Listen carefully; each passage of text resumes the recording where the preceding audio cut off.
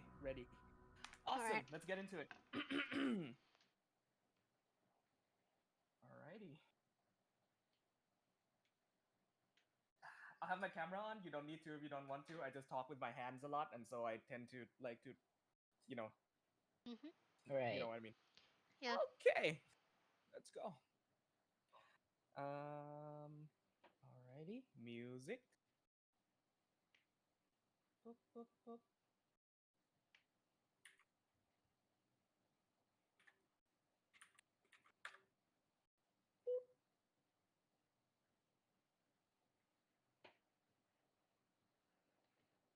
Okay. And with that, let's get started.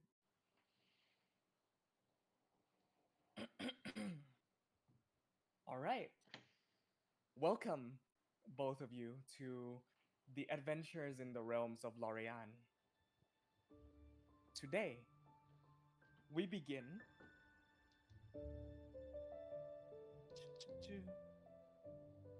Today, we begin in a session uncovering secrets.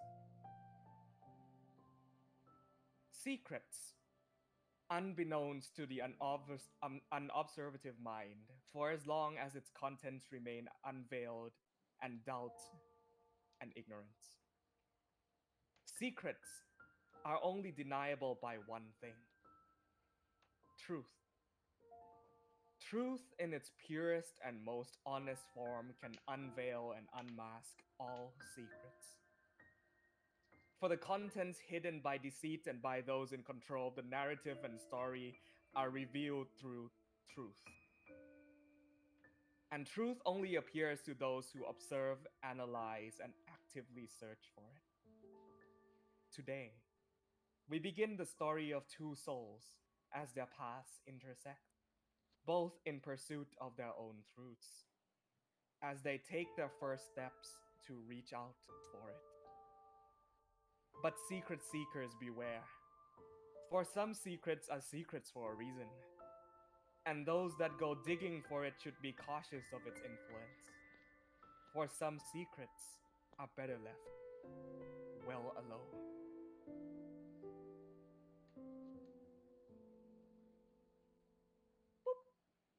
And that's my opening monologue. We begin as the camera pans into an open window. Slightly warm summer breeze blows through as birds chirp on the outside porch. The smell of mints and dried herbs given by a friend fills the room. A pleasant fragrance. A young woman with silver white hair and blue eyes sits by the foot of her bed, overlooking belongings and packing them into a large travel bag.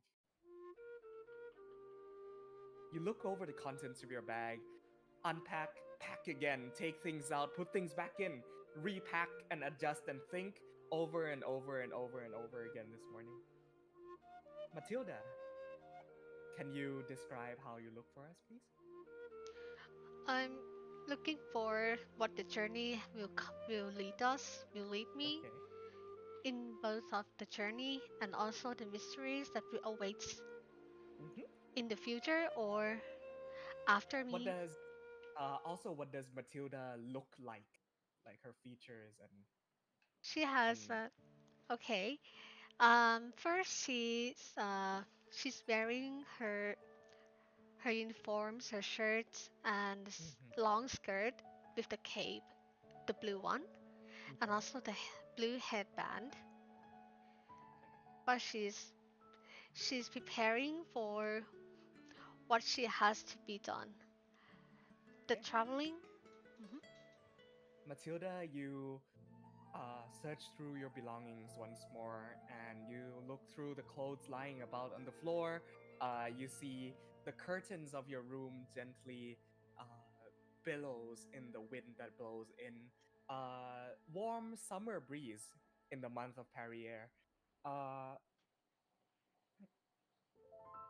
you reckon something beckons you to reach down into your backpack and pick up the moonstone orb in your hand. The orb that's given to you by your parents Yeah. A bright sheen wisps across the reflection of it, and you see your own face in it. It's beautiful, it's elegant, it's everything that your family once was. Yeah. That makes me missing my parents. They they mean a lot to me, Mhm. I would like you to make a perception check for me, if right? possible. First roll of the night. So just go ahead and in your character sheet, go to just scroll down a little bit and under skills, you should find perception and just clicked on it for me. Perception.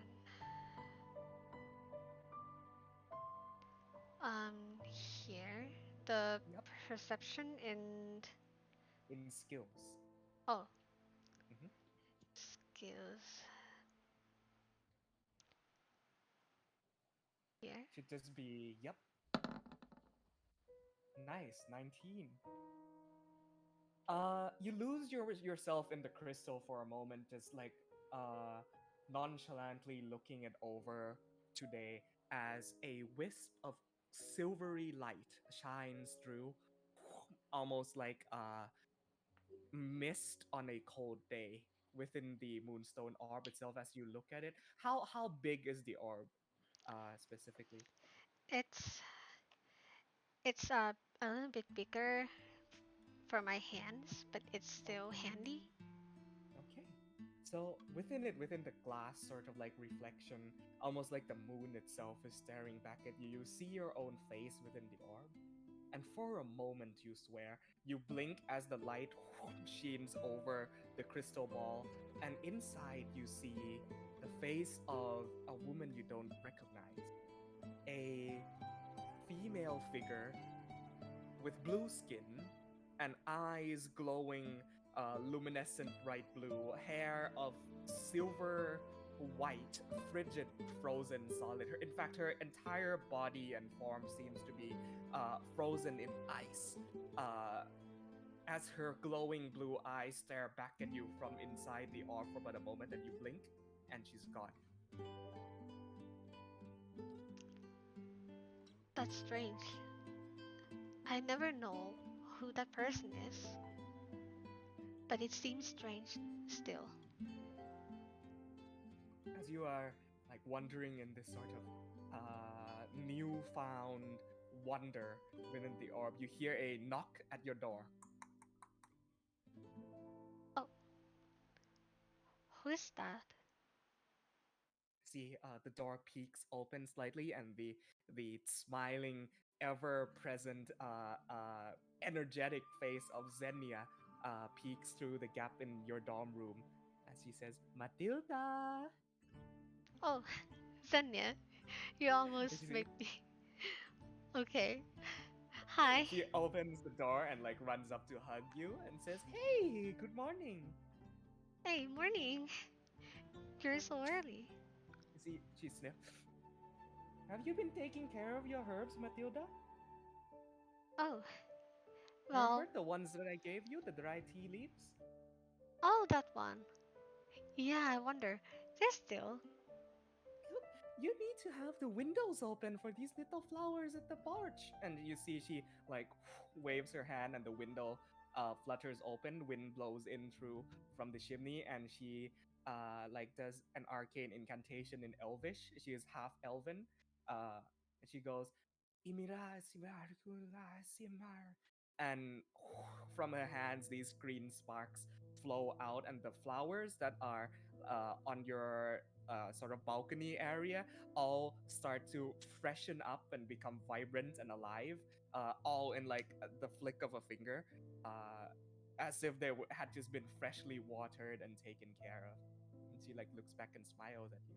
Oh, that looks better. You need to take care of these things more, Matilda. I keep telling you, the plants and small lives, they can't just be looked at over a glance. You need to care for them deeply, just like I care for you. And she like pats your head. Oh, well, um, I'll do it. I'll try better. Don't worry. Believe in yourself more. They selected you, did they not? Right. She like takes you by the hand, grips your hand very tightly, and says, "Listen, I actually have something to show you today. Oh, what is it? Don't be too surprised." And like she reaches into her pouch and pulls out a potted plant. No, actually, it's like a dried leaves in a bag. And she goes, "Ta-da! Do you know what this is?" Wait. I think I recognize it, but I don't remember that exactly. Yeah, make a nature check for me. Alright. Yeah. Darko will get to you in a few minutes here. Just bear with us and just listen along and listen to music for the time being, okay? I'm having Okay. fun. Don't worry. I am just imagining the scene along, so it's Yeah. fine. It's Make it kind you're of cute. Yeah, it's very cute. You with a 12, not quite recognizing. It's like exactly as you say. You can't quite pinpoint what this is, but you've seen her working in her study a lot with this particular leaf, and the fact that she seems very proud of it means something must have gotten right. Oh. Yeah, sure. I don't that really recognizing it. You can tell me, Zinya. This is the fresh leaves of basil. Do you know what that is? Oh. Oh yeah, I think I know it. Yeah, we studied them together in botany class, remember? But Ah, basil, Matilda, doesn't usually grow in cold climates area. And Amarexium is the coldest place in Barelia. And the fact that I am able to make this grow, I am so proud of myself. you're always doing the things that I always amaze. That's a good thing that you tell me. It's great. We can do all sorts of cooking with this. I can bring it to the chefs of the dormitory. Everybody will be very happy with the results. Yeah, that sounds nice. That sounds so cool. Yes, yes. Speaking of achievements, you're leaving today, aren't you?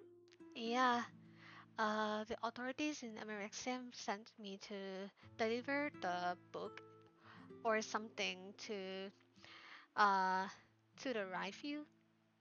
You're going to Ryefield. Oh wow, that's so far away. Yeah, Oh man, must be a while that you'll be gone then. yeah. Ah, I suppose. What can I do for you? And she like looks around in her backpack. Are you wearing like some sort of necklace, perhaps, or emblem? Still not. Okay.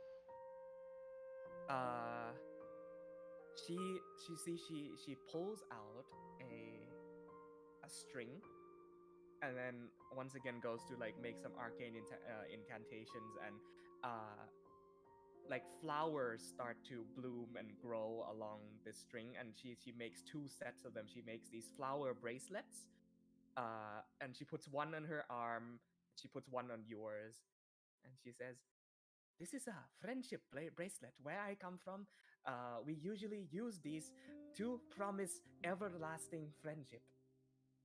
Oh, that's so sweet of you. As long as I am okay and you are fine, these bracelets will never wilt. And you don't even need to worry about watering them or taking care of them, Matilda. Perfect for you. Oh, thank you so much. Now, you're packing already? You know you're still on shift today, right? Yeah, but I told the in Amerixim already, so maybe there'll be the substitution today. Hmm. From what I heard last, walking back up, I think Breska still wants you to help sort the archives again. Oh, Breska is the head of archives in the library. She's kind of like your boss if you yeah, had a part-time job. Uh, yeah. yeah, she says, Breska might need a little bit of help today sorting out the archives. From what I heard, I don't think you will be leaving until late evening. I think. Oh, all right. Friska? Okay. Well, I think I can help her. The archives again, okay. Just look at them working you to your last day, dear. And then she like pats your head and hair, and Ah, she's like, "Get yourself together. It's she's not that always gonna been be a like big that. of a deal." Okay. Well, She's yeah. Go ahead. well, yeah, it's the last day, and yeah, maybe I'm a bit of out of the weather, a bit Did like, you sleep last night? yeah, I did, but like, not that much. I keep giving you these things. Did you see the cinnamon sticks? If you smell them or put them in your scented candles, it can help you relax your mind. Or the chamomile tea that I keep giving to you, but you never drink. All right. You've got to take care of yourself when I'm not around, Matilda. Okay. Yeah, I think I should. Thank you so much. You're always caring of me. Yeah, you're my best friend. Thanks. She touches your hand and like leans on your arm a little bit and says, I'm going to miss you. Yeah, me too. She then that moment sort of lingers for about 2 or 3 minutes, and she like looks out the window at the sun across the sky and says, you better not keep her waiting. I'll just be around, and if you need anything, just come look for me. Don't forget to come say bye before you leave, okay? Right? Well, you're probably going to want to talk to the chancellor before anything else, just so you can get a little more clarity on your mission, yeah? Oh, sure. All right. Up and at them, Matilda. Ah, yeah. I'll see you later. See you. He waves and exits the room behind you. All right, Matilda, Miss Lady Matilda Skrovic, what do you do with your morning? Well, a bit nervous. Like, you know, it will be a long journey after today, Mhm. and I just did the packing, and then I realized that it would be like, yeah, I have to wait. So, yeah, I Yeah. think that's how. Okay. Your shift starts in uh, about an hour from now. So like you spend the rest of the hour packing to the best of your abilities. Uh, you take your usual handbag, like this very elegant, like cashmere, embroidered handbag that has your family emblem on the center of it. You put on your signature blue cloak and coat, and you make your way to the end of the hallway, whereupon you leave the student dormitories and start walking into the college of Emerexium itself. You look and you see in the courtyards mages of all kind, wizards, and studious sorcerers. You see students, your juniors, that have come in much before after you've graduated, sitting having breakfast in the courtyards. You see in the training grounds there are people like using the wands and going Selska, and then a firebolt comes out of their wand and like strikes into a training dummy. And the instructor goes again, stronger, and then Selska, and then fire comes out of the wand and strikes the dummy again. Um, you sort of walk and take in the immediate surroundings. Uh, as you come up to the main hall itself, you see a student runs up to you, uh, a male half orc student. You recognize this person to be named one second, Orun Dutch. That's Orun. He is a junior that studies 1 year under you, and he is on his last year where you are about to graduate. And runs up and says, Matilda, how have you been doing today? Oh, hi, Arun. Well, It's kind of good, but I'm also Uh, nervous. oh yes, so am I. The midterms are coming up real soon, and if I don't prepare my usual best form of study, things aren't gonna go very well. And he scratches his head, clearly very nervous, and says, "How do you do it? Your spells always come out so perfect and beautiful, and mine are always a mess." Oh, well, you actually what I do, it's like I do a lot of practice. Yeah, and also like sometimes I also like doing some of the I mean like group or like asking for professors to like mentor if something is like not doing well. Oh, Yeah. jeez, that's what everybody does, Matilda. You've clearly got more of a talent for it, if you ask me. Oh, you're you're saying that. I also I'm a bit flustered. I'm sorry. But you're You also really, doing you good. really do. Thank you. Um, geez, I took your advice the other day uh, about visualizing and thinking of myself in specific circumstances where I'm able to perform well, and the abjuration magic that came out of that day was achieved pretty good results. So I just wanted to come by and ask if you had any more valuable feedback. That's all. After all, I won't get the chance to look at your notes or uh, ask you for helping me study after today. So I just wanted to take the chance while I could, I suppose. Okay. Okay, let me take a look. So Like he, go ahead. so I so basically Matilda is like doing like okay help to give an advice and stuff. Yeah. Okay. Yeah, just make a general intelligence check for me.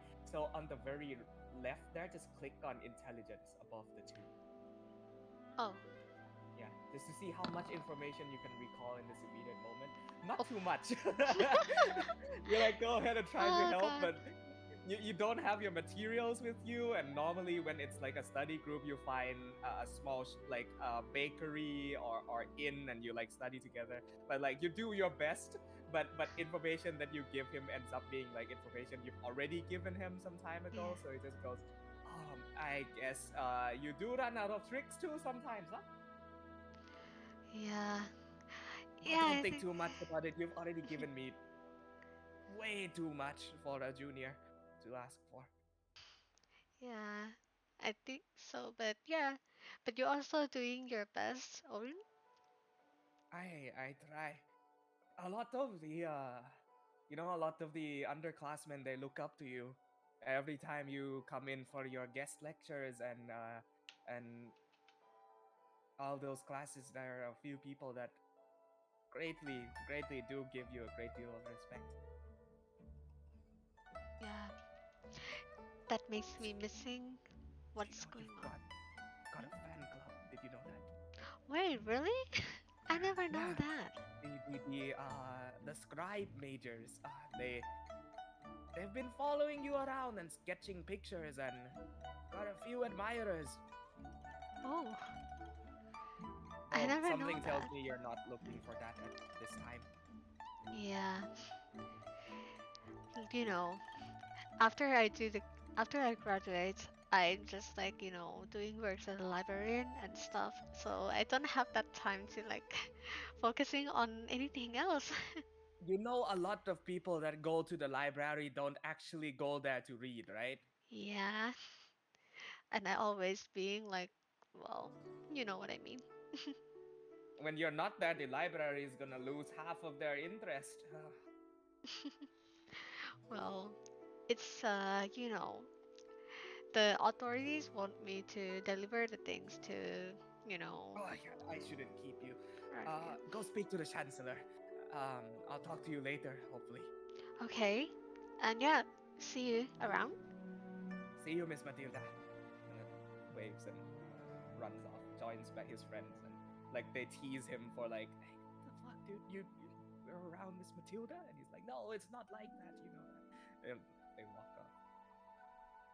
Uh, you, after a little bit of walking around, eventually pass by the library, and you're eventually gonna have to circle back around here in a little bit. But you walk through the to the end of the hall, where there is a large door that says Chancellor uh, Vladis, headmaster of the Arcane Academy of Emerexium.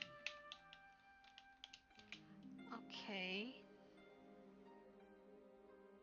So you are here to retrieve your tasks, and this has only been briefed to you very, very like briefly. So you're here to get clear instructions today, and like where you need to go, who you need to talk to, after you leave today. Uh, Good morning, Chancellor. Right, you open the door. Let me actually do something for the both of you here. Uh, Journal. Matilda, give me 2 minutes. Matilda. Boop. No, that's J. There we go.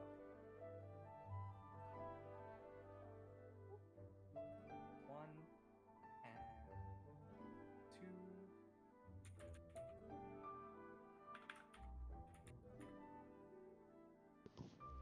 I've given both of you note-taking journals that you can open up and click on edit. And if you scroll down, you can type down various information just so you don't forget like people's names, or if people gives you instructions, you know what to do and so forth.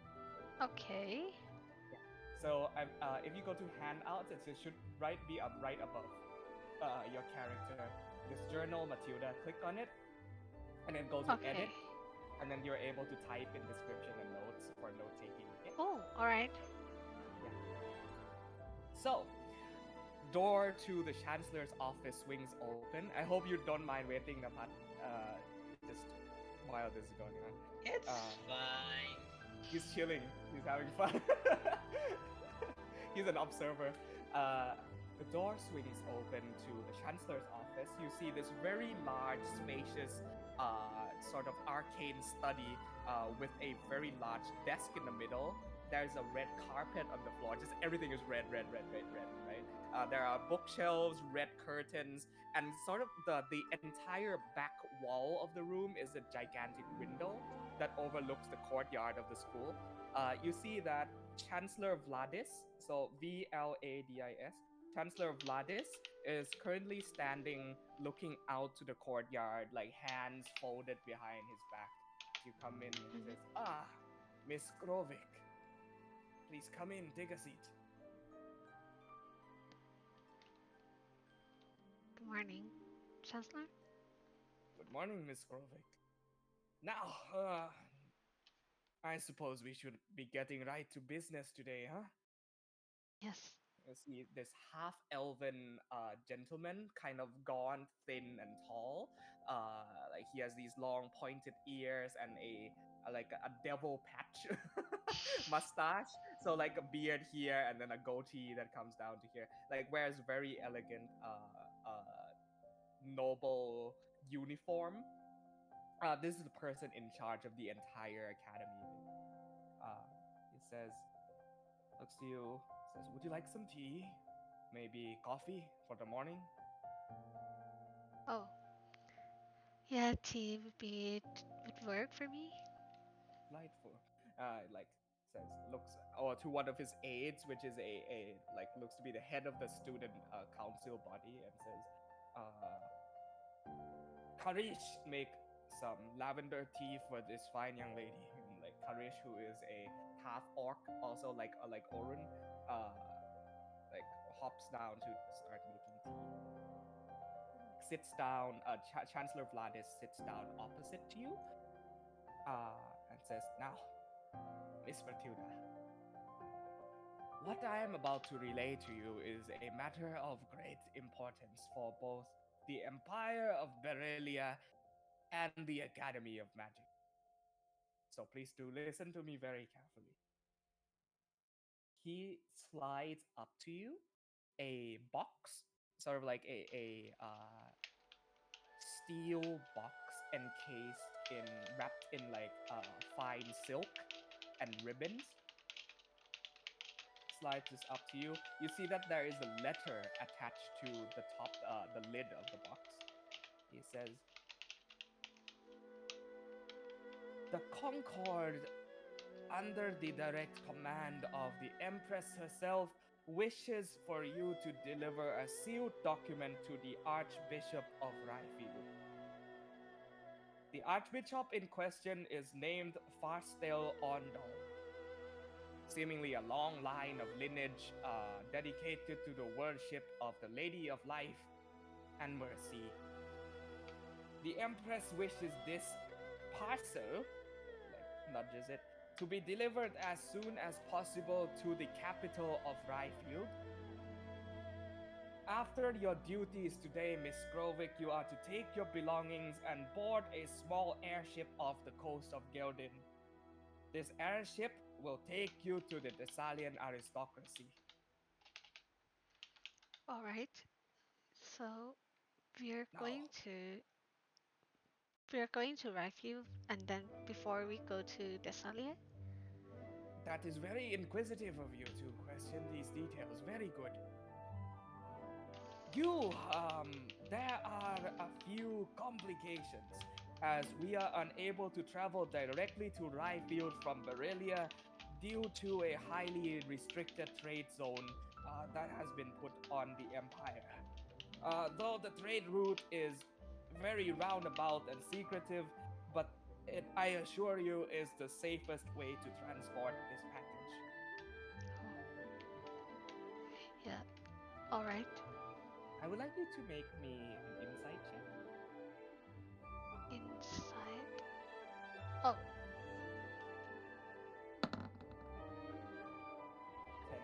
10.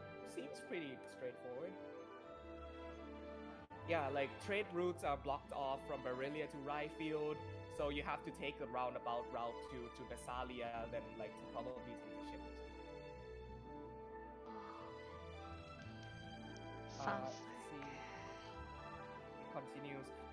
Now, this roundabout trip does not come entirely with no purpose because there is a newly built train there in a city called Laura in Thessalia. Your airship will take you directly to the city of Laura, and then you are to board this new train. Once you are on board, search for a man called Tivian Wineward. Tivian, that's Tyvain. Tivian Wineward.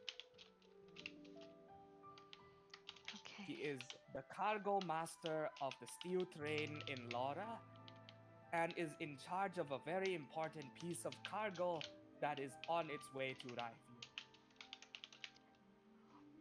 Keep in mind that both the cargo on board the train in charge by Mr. Tivian and the package that is given to you must arrive together.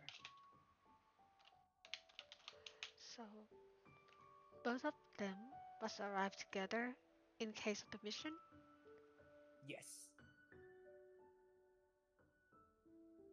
You see, he stands back up and says, "Now, do you have any other questions, Miss Krovic, or is the task given to you rather crystal clear?" Okay, for me, it's it's clear for me that so should I have to go alone or have a I also have like a another people or person to go with me. I'm afraid the matter at hand is rather secretive and is confidential to the Empire. And so make no mention of this to anybody, not even trusted friends, except for Master Kivian Wineward. He is the only person that you should relay this information. All right. I think I think All every expenses for your journey are paid for by the Academy. Thank you very much. See, his face like lightens from one of business and seriousness and concern to like a lighter, empathetic face, and he says, "I'm sorry that this task has to go to you, but you are one of our most trusted students and graduates, and you have remained loyal to the college even after graduation. So you understand my choice to pick you, correct?" I understand, sir. Miss Grovik, I suppose I should have brought this up sooner, but I am very sorry about what happened to your extended family. Thank you. It's it's very unexpected. But yeah. I know. I do have some news for you. Like leans in close to your face and says, investigators off the coast of Geldin have identified the person behind the massacre of nobles. So you mean that? Though the suspect has not yet been caught, I do advise caution in your travel because the suspect seems very well advised in his information. They've identified the suspect as a tiefling man. No name given, but the newspapers have taken to calling him the Crown Slayer. Crown Slayer? Do with that information as you will. Right. Do be on watch and be careful, Miss Grovik. You are, quite frankly, the only hope the Empire has in this time of crisis. Understood. Do us and do your family proud, Miss Grovik. I will. And like yells out to Courage, where is the fucking? Oh no, he doesn't say fucking. He said Chancellor.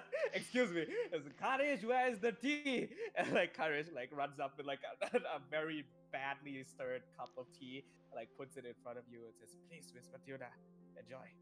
Oh, thank you. I slipped into innkeeper mentality there for a second. I'm sorry. That's fine. Yeah. Yeah. To sip the tea, the afternoon goes by, and this is where we're going to do a skip ahead a little bit into your afternoon shift within the library itself of the Emerexium Academy.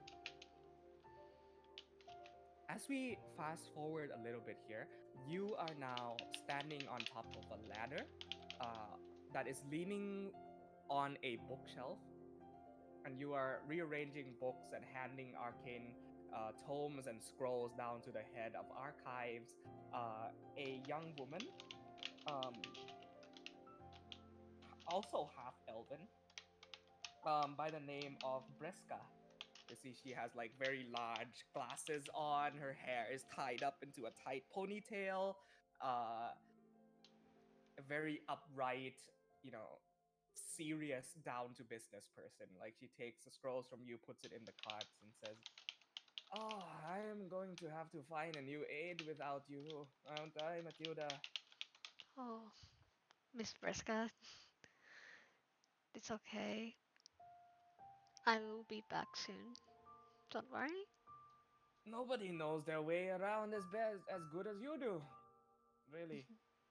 What is the Chancellor thinking sending a young girl on such a dangerous errand? I will never understand. I also don't know. See, she as this like exchange is going on, she's taking pieces of paper from your hair hand, putting it in the cart, like rearranging books on the bookshelf. Uh, Eventually, the ladder that has wheels on it, you know, the wheeled ladders that are a part of like libraries, you are slid over. And you start rearranging the bookshelves because students sometimes come in here and they pick up books to read and they borrow, and sometimes they just don't put it back in the proper order, you know. Yeah. Yeah, it just messes up the whole fucking organization and system. You've gotten fairly used to this and you're calm about this more than other people who have worked here. In fact, it seems to frustrate a great deal of people apart from you. Uh, but you see, Breska says,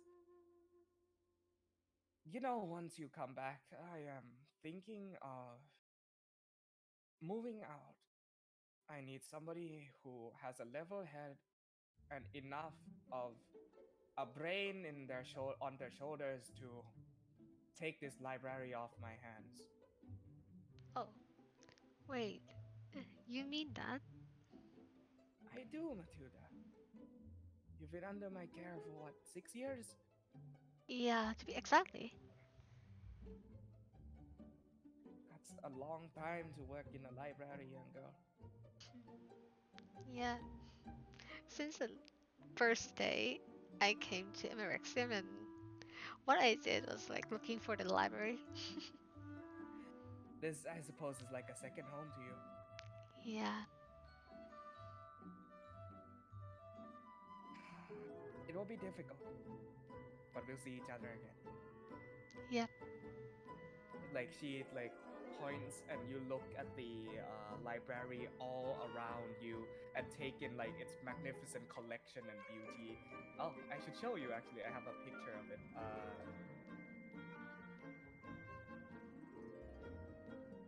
Oh, Yeah, you see that the library of Emerexium is a very large one. Has like 2 stories of bookshelves, ladders, observatories, studies, everything that an academic or scholar would ever want in their life is stored into this one place. Uh, and you sort of like have your own little corner as the librarian that you sit and read and like watch students come in and out and go by. yeah. As you like engage in this casual conversation, the ladder sort of gets pushed to the side a little bit, and you reach the final bookshelf on the right of the corridor. As you start pulling books down from it, Breska says, Miss Matilda, accept that bookshelf. I've been given strict orders to not touch that." Oh, okay. All right. And then I'll be like, "Hmm, Yeah. I'm sorry that that one is. I don't know why. It hasn't been dusted or cleaned or organized in years. A great deal of shame, really. We will never know what is on it. right? Well, I suppose we've done all we can for today. Okay. And yep. See you. All right, let me help you back down. Like she reaches a hand up to you on the ladder.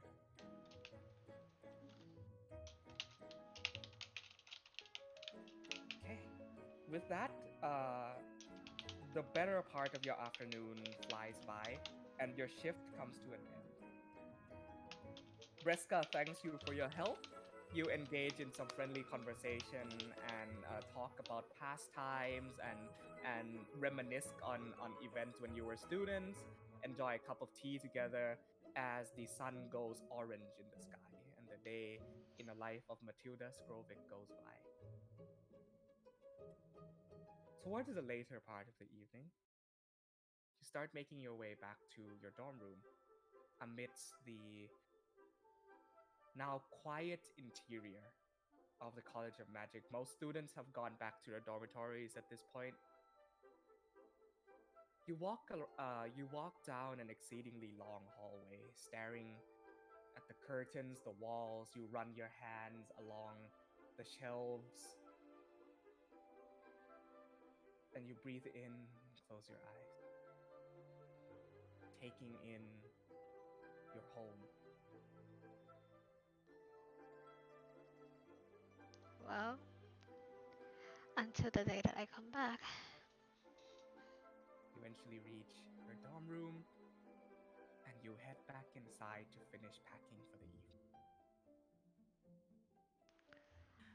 Now,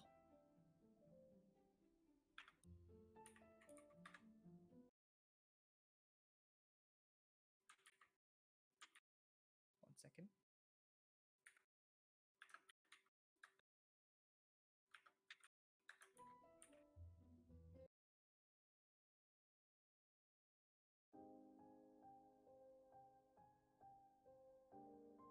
We cut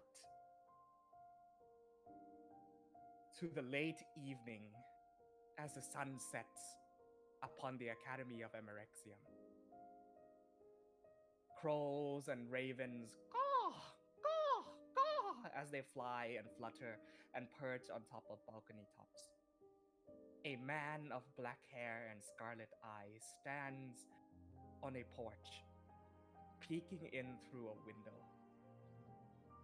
Darko, could you describe what you look like to us, please? Well, technically a boy, I would say, around 16 to 17 years of age. Uh, Looking across the view, reminiscing part a part of his life where he was here. Not so good one, to be exact. What do you look like? Well, as you mentioned, like I have black hair Black and hair, scarlet red eyes, eyes. Yeah. quite a little bit of tan skin. That is like the duality that I love about this session is that unintentionally you both made characters that are direct Okay, opposites sure. of each other because Matilda has pale skin, white hair, blue eyes, and Darko has tan skin, red eyes, black hair. Right, Okay. Like that's so fucking cool. You have no idea. right. You have no idea how excited I was. I was like, oh shit, and the parallels between characters. I should talk about this at the end of the session. We'll save that Sure. excitement for later. Okay. Right. And then like I'm wearing a uniform. Mhm. Like you could see it's a uniform of some certain organization, but it's, well, I guess, is it well known? Relatively yes. Not. I'll use the word infamous rather than well known. I guess. Yeah. So it's okay to say the name, right? Sure. Like it's a uniform of the Order of the Flaming Blades, which Mhm. is known for to rebel against the Empire Mhm. openly due to how the Empire itself does have quite the dark side of it, and like part of it is spent in his childhood Mhm. as a certain subject to those dark side, so he's back here once again. Okay.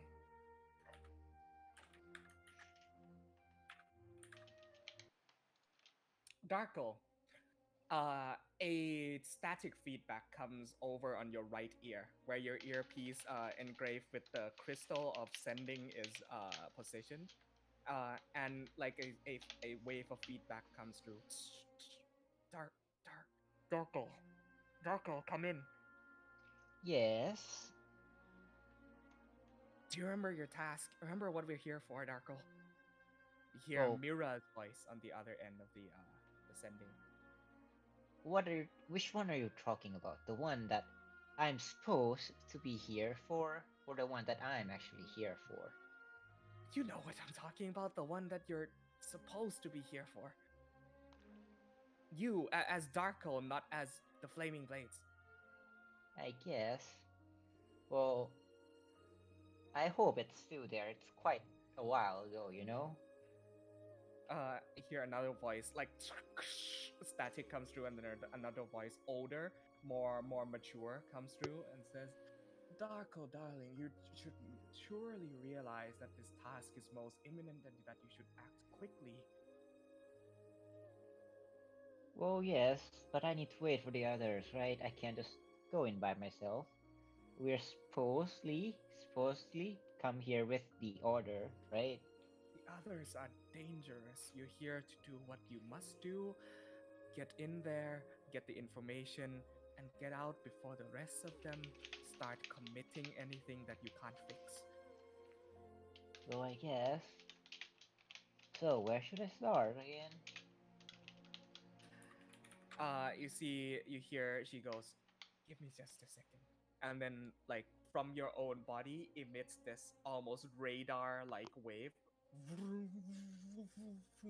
as it like scans the hallway and like engraves an image in your brain of the immediate surroundings of the space, and like the hallways and where they lead and the positioning and everything.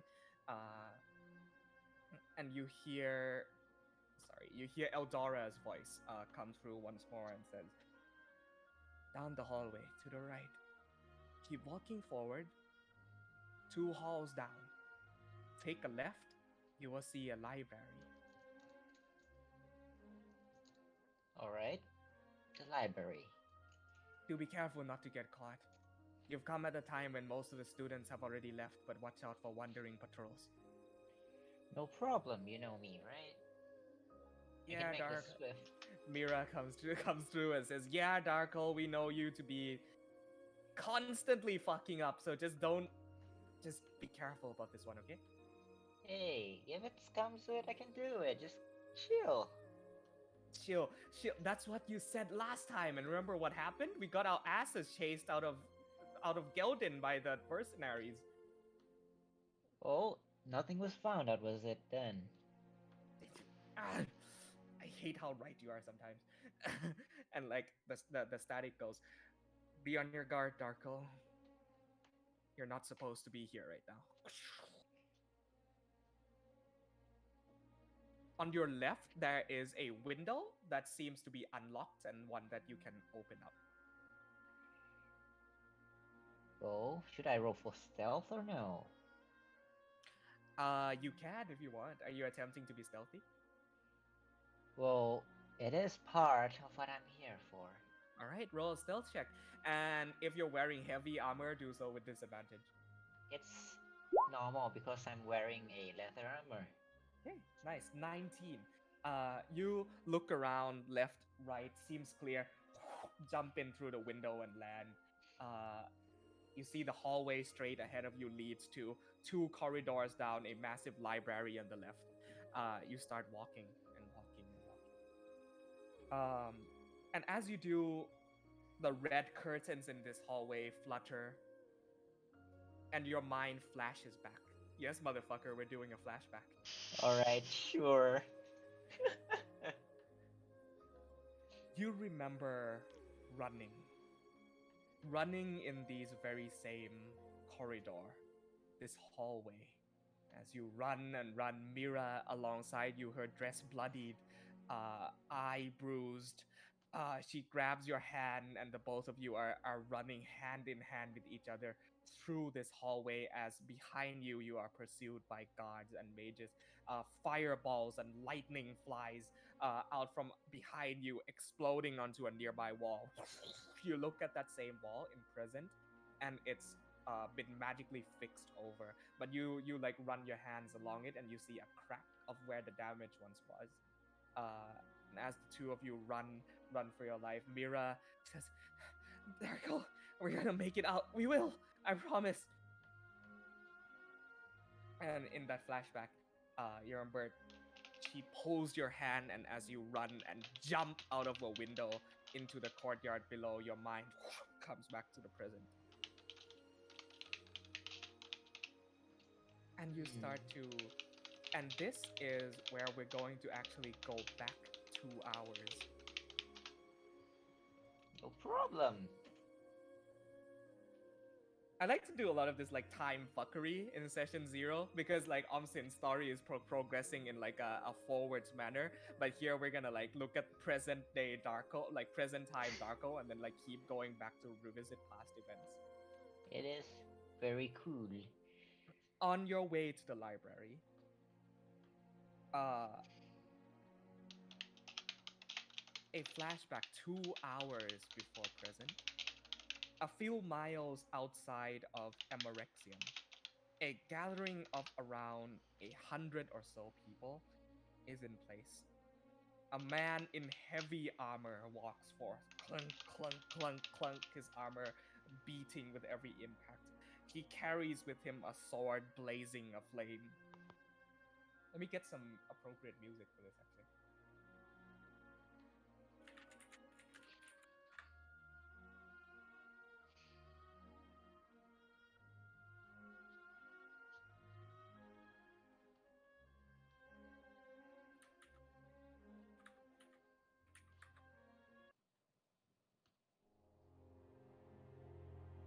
The man in heavy plate armor, sword lit the flame, in the now sunset orange sky,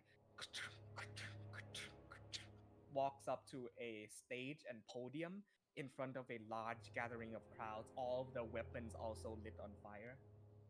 This large man is the commander of the Order of the Flaming Blades, a man known as Ervik Flamsberg, Do I need to remember his name?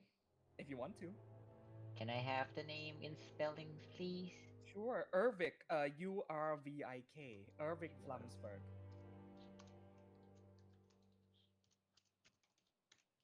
I'm pretty sure he'll came in handy.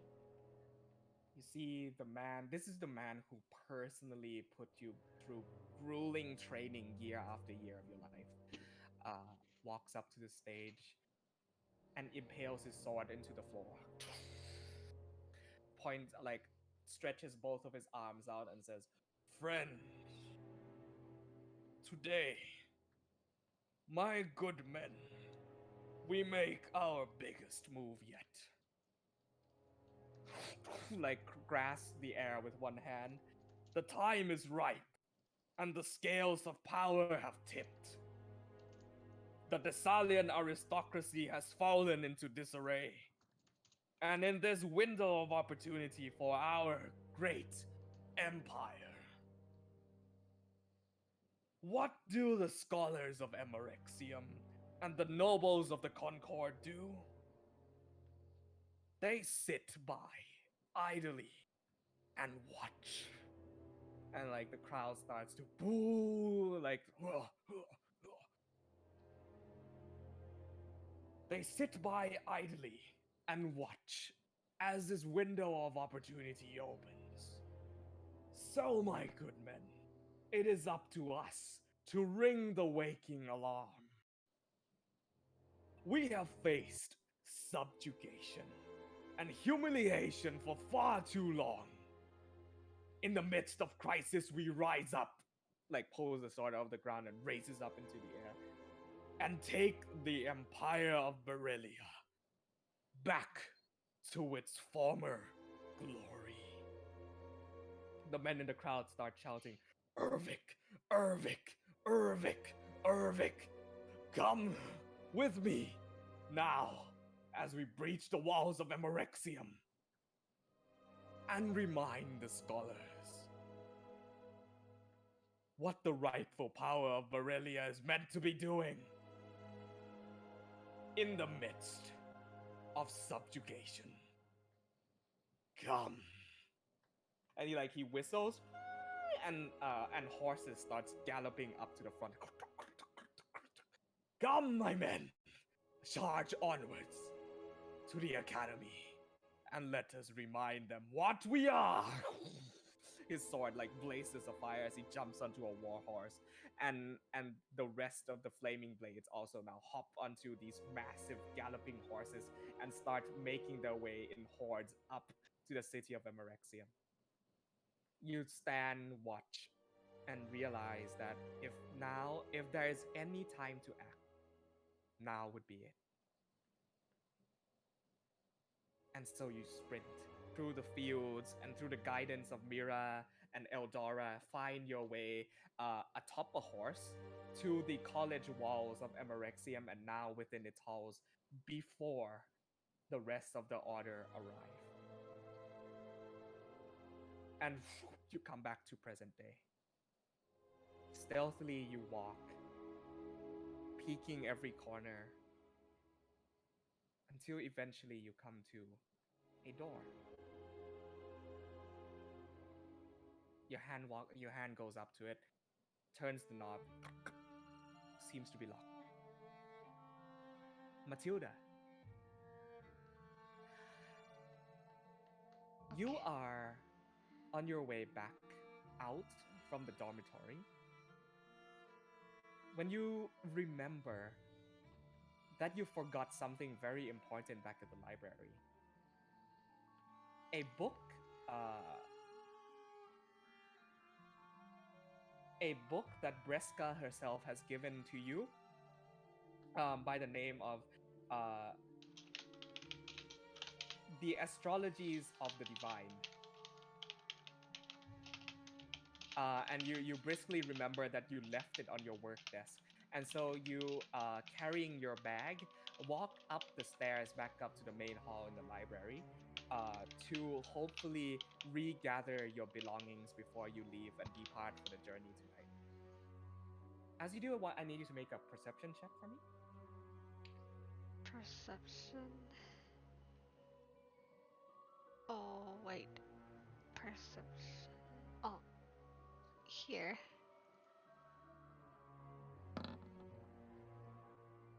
6. Uh, you do not see Darko, but Darko, you hear footsteps start coming up the stairs to your right. Uh, I quickly hide and ready for an ambush. Where do you hide behind? It is an open hallway, corridor. So at the corner of like the intersection. Sure. You lie in wait, waiting behind Matilda. You, briskly make your way back to the library. Uh, she walks by you, Darko, and arrives at the door of the library itself, where you take out the key and unlock it. I Darko, what guess. do you do? Oh, I slowly approach her and uh like the should I say style like cover up the mouth and like shh, quiet. Okay.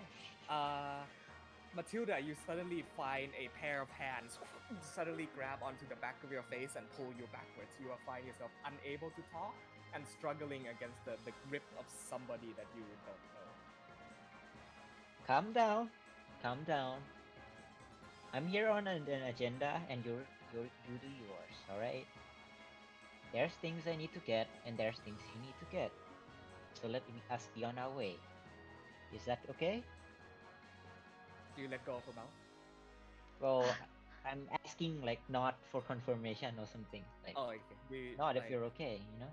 And don't scream, you know. It's not quite good to disturb the people sleeping. Wait, who are you? Uh, well, I'm. well, well, you can see from the uniform, but I'm not actually part of them, right? Okay, I'm just here for my stuff. If you need this stuff in the library, can you just can't come in. But, uh, well, Well, I'm not here for the usual stuff that you find. It's some stuff that should not be here to begin with, you know? uh, well, I'm just coming to get a book. Just let me go. Yeah, it's fine. Oh, you go. Yeah, I'll let you go, so let me in, okay? Just I can let you in, but if you do anything that is, you know, unusual, I won't let Right. you. Okay? Don't worry about that. Oh, also, this is a friendly reminder, alright? You shouldn't stay here for tonight. It's gonna get quite headache. Oh, well, It's it's better for you to escape. That's what I'm saying. fine. you have at this point not really any idea of what he's talking about. But if you want to make an insight check to see if like he's telling the truth or not, you can roll that, Yeah, I'll do Matilda. that. Wait, inside, right? Mm-hmm. Uh, God, Urvik's voice takes like a little bit of toll on the throat. Yeah, oh, I know. 20. I noticed that like quite early on. Mm-hmm. okay. Uh, 20. Like you look at the sincerity of his eyes, he doesn't at all seem like a bad person. He is not part of the college and by all rights should not be allowed into the library, but you sense a genuine worry in his eyes that if you stay for too long, something bad is going Okay. Well, I think I feel something. But yeah, I'll trust you for now. Sure. Yeah, no problem. I'll be on my way soon, don't worry. If it's too late, maybe you can tag along. Well, right, fine. Can the both of you make perception checks for me? Okay. No problem. Well, Nice. sad. 11. Okay. You, at this juncture, do not notice anything. You are free to go into the library. Ah, okay, the book. Oh, it's here. Yeah. You find the Astrology of the Divines as left for you on your counter by, I keep forgetting the name, Breska. You take it off the counter and you are about to be on your way. At this juncture, um, Eldora's voice comes back through. Darko, she says, second story, last bookshelf on the right. All right. As you are about to make your way out of the library, Darko starts making his way up to the second floor. You remember him distinctly, the bookshelf that Breska told you and like nobody else to touch. Darko is walking up to it. Oh, okay. Oh, where's that guy? Wait, where is he? Wait, and then, I just check a bit, like if he's still here or not. Yeah, he's definitely still here. Seems to be looking at the bookshelf. Sorry, excuse me. I need to skip the track ahead.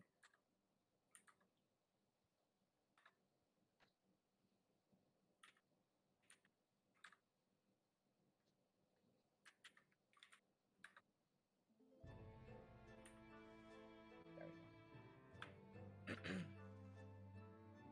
Darko, I need you to make an investigation check with advantage because Mira is assisting you in this moment. She's almost like looking Investigation. through the earpiece and said, "Lower down, bottom shelf. Do you see that?" Did I press it yet? Nope. Okay. Pretty shitty rolls. Sad. 11. She's unable to quite find what she's looking for in this moment. You are like trifling through the books, like taking books out, looking top shelf to bottom shelf. Matilda, you walked up now. This is a corner. It is the last bookshelf of this section. You catch him like trifling through this seemingly forbidden bookcase. Wait, that that shelf is forbidden. Wait. What are you doing? Well, it is forbidden for a reason, lady, and it is not for a good reason. And that's why I'm here. So you come here to look at the some of the forbidden stuff in the library, don't you? Well, would it be okay to tell her? I asked through the comm. What do you mean? Who's talking to you? Just some helpful hand that I got on along the way. I told you to trust nobody. Jeez, Darko, this again. I thought you were being stealthy. It's fine. She's harmless enough. She's just like your honor student. Worry not. Eldora's voice comes through. You found a student. Oh yes, She could maybe. prove useful.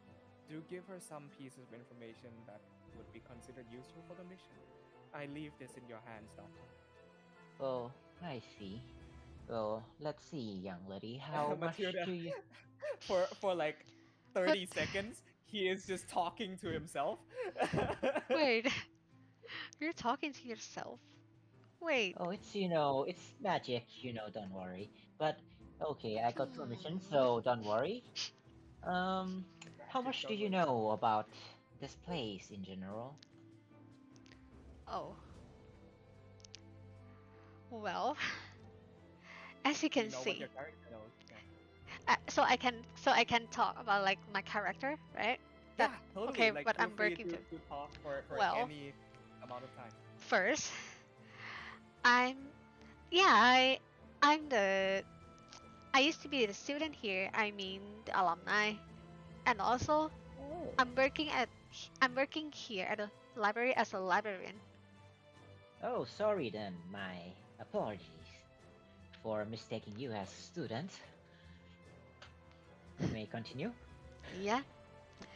And I just see that you're talking with something. So yeah. Oh, or you said you're not working in, any of organization or something. If it's a mistake or not, but sorry. Are you a Well, spy or it's something? not quite. Let's just say that I'm just a record keeper. And specifically, the book I'm trying to find is a record about me and someone close to me. Well, so it seems you have not known about the other side. You see, everything have two sides, right? Like a coin. And this place also have the good side, where you stay and where you should stay. But I'm from the back of the coin. I'm part of what you call, I guess, an human experiment. And I'm here to take back what was about me. Sure, it should be mine, right? So yeah, and what I tell you about this place going to be dangerous if you stay for too long, the people in this uniform, they're not quite the good kind of people. And they're trying to come here and do something not so good. So, yes, would you Oh, mind helping me? if you mean to protect here, maybe I can give you a hand. Well, But I wouldn't say protect, but I can help up a little bit if you want. In oh, exchange for helping me, of course.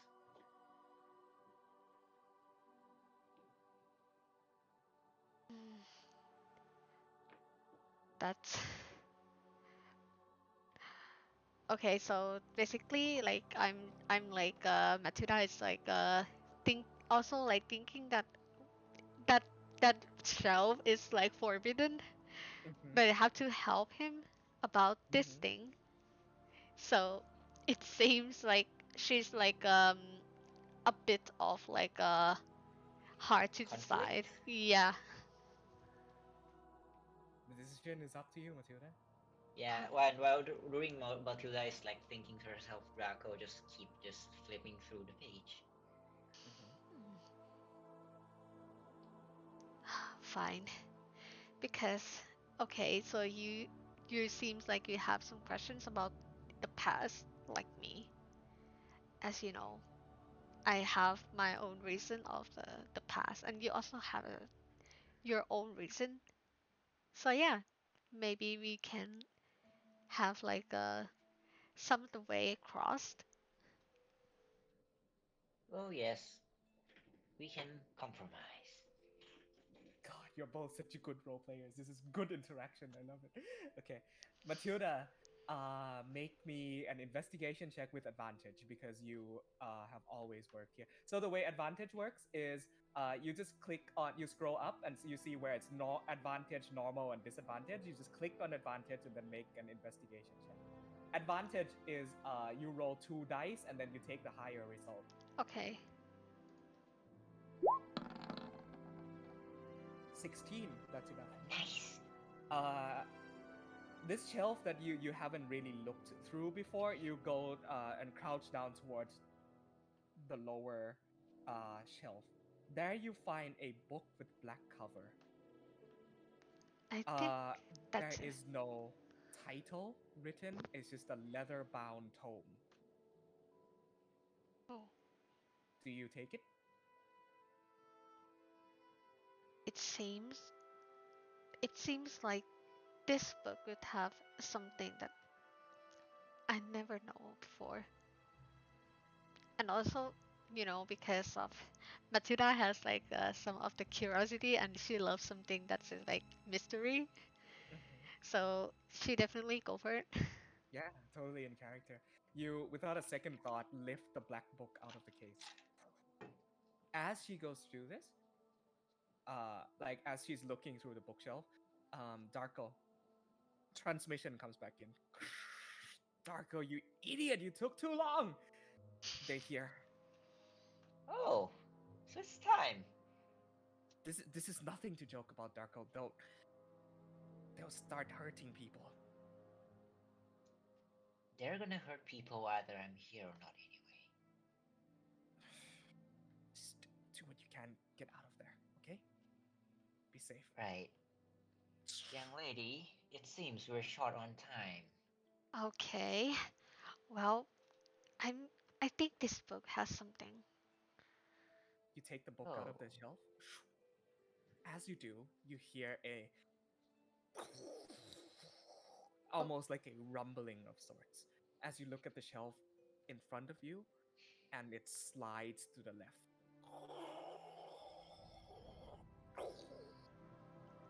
A bit of dust oh. shakes off the shelf, and it reveals a hidden passageway with stairs going down. Hmm. Whoa. That's. Oh, that's wild.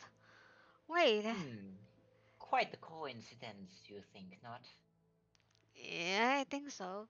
But Well, we're I'm. short on time. Would you rather go down this secret passage, or would you like to go back out the other way?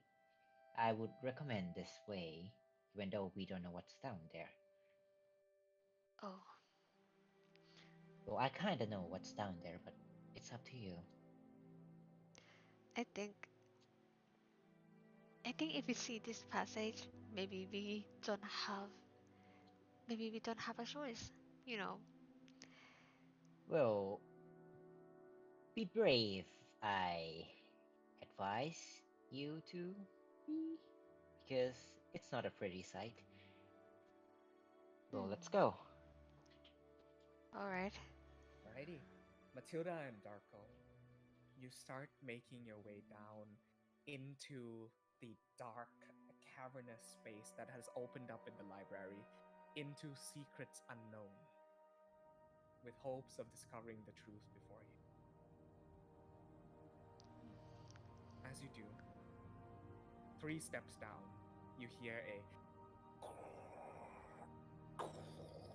as the bookshelf closes behind you. No way back out. Well. Don't It is worry. dark, pitch black. Ah. It's kind of I have dark. a few candle. Don't Yeah. worry, I have a few candle. Nice. You go ahead and light. Candle lights up, illuminating the immediate space. And as you walk down into the space below, the hallway seems to, the stairway down seems to continue on and on, unending. Darko, you run your hands along the wall, and like a sharp headache strikes you, and like static image in your mind. Yes, please mark down your candle count. As you clutch your head, your mind flashes with images of the past. This very same tunnel. Remember Mira grasping your hand, like running up her dress bloodied. Uh, just a few like steps down, she had. You remember her body violently as she screams, stabbing the life out of a guard. And the blood that splattered across her dress is not her blood, but the guard's blood that she killed that night, the night of your escape. And she's like screams, her eyes dark with anger and fear, and she pulls out the knife and drops it on the floor. Immediately grabs your hand, and the both of you run back up this. You almost there's almost like an overlap of time of reality and time. As the both of you walk down, amidst that headache, you see your childhood self with Mira running back up, and they pass through your body. What a bad taste. Wh- What's going on? Oh, no need to worry much. It's just reminiscing something. I All wouldn't right. say nostalgic, but yes. Okay. I think we can keep going, eh? Why not? All Few right. minutes go by, and eventually you see a light at the end of the stairway. Green, blue, luminescent light shines through. You reach the end of the corridor and you look down. This is what you see: a very sophisticated, high tech laboratory. The You lab? see it, you see it glows with crystal amber light illuminating the halls. Your feet steps on something, it crunches. Look down. It is bone. Ah, familiar sight indeed. Same armor, knife rusted over with blood on the floor in front of you. That same knife Mira used that night when you escaped. I reckon I pick it up and keep it as a memento. Okay. So Oh, add bloodied knife, and also Matilda, you can add black book to your inventory. okay. Black Nice, book I get an extra knife. Yes, a throwing weapon is inventory. always good. As you walk up, you see that there are almost like four sections to this lab. There is a section that a tree has sort of overgrown into, and like mushrooms and spores sprout out from the walls, and the ground itself, it stinks. Like it's damp and mossy. Uh, and then you look around also to see like a space of um, arcane study where there is some sort of bubbling green liquid in a pool as it bubbles up and fizzles and steam emits out of it. uh you come to like your memory guiding you to a chamber where the door in front of you almost magically opens to the side and steam billows out along with the smell of Okay, hi dry guys. blood and chemicals. This is it. This is the room. That's the lab or something? Well, yes, a site where children, they get fiddled with, I guess is the word. Let's That's just say out that. of context. That sounds so bad.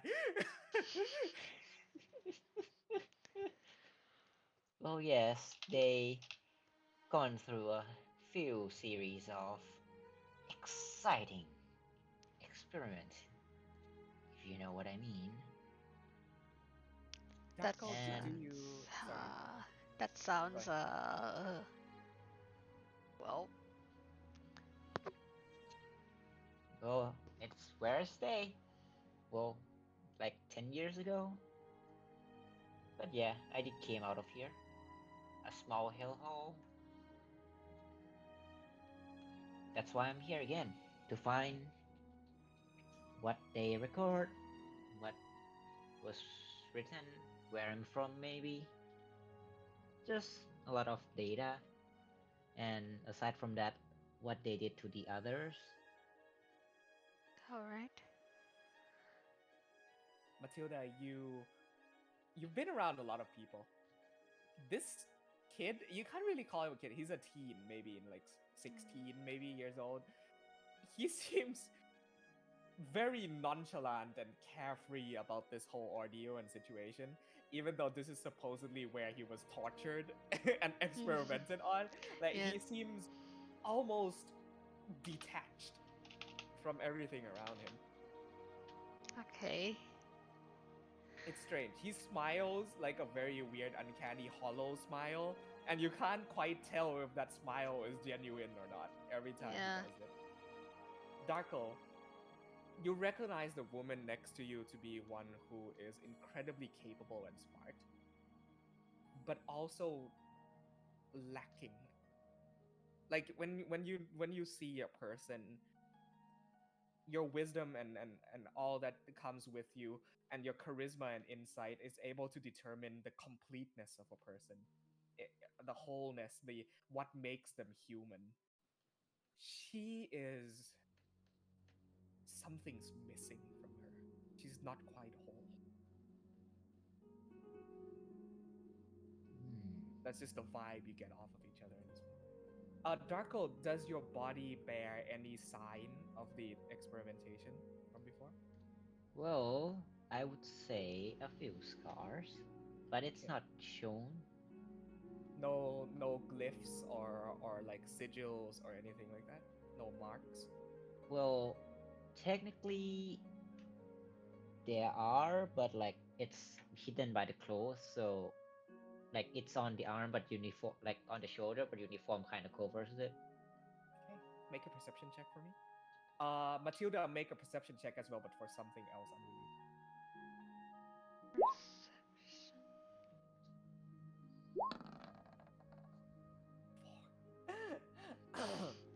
Matilda, uh, green gas billows out of the room. You're not quite sure if it's toxic or poisonous as of this moment, but it seems to be like fumes that have stored up from all the chemicals inside. And since this place has been closed for a while, it almost pours out like water, this like greenish fog that pours out of the door of the study. And you start coughing. Put your right hand up to your face to like block your nose.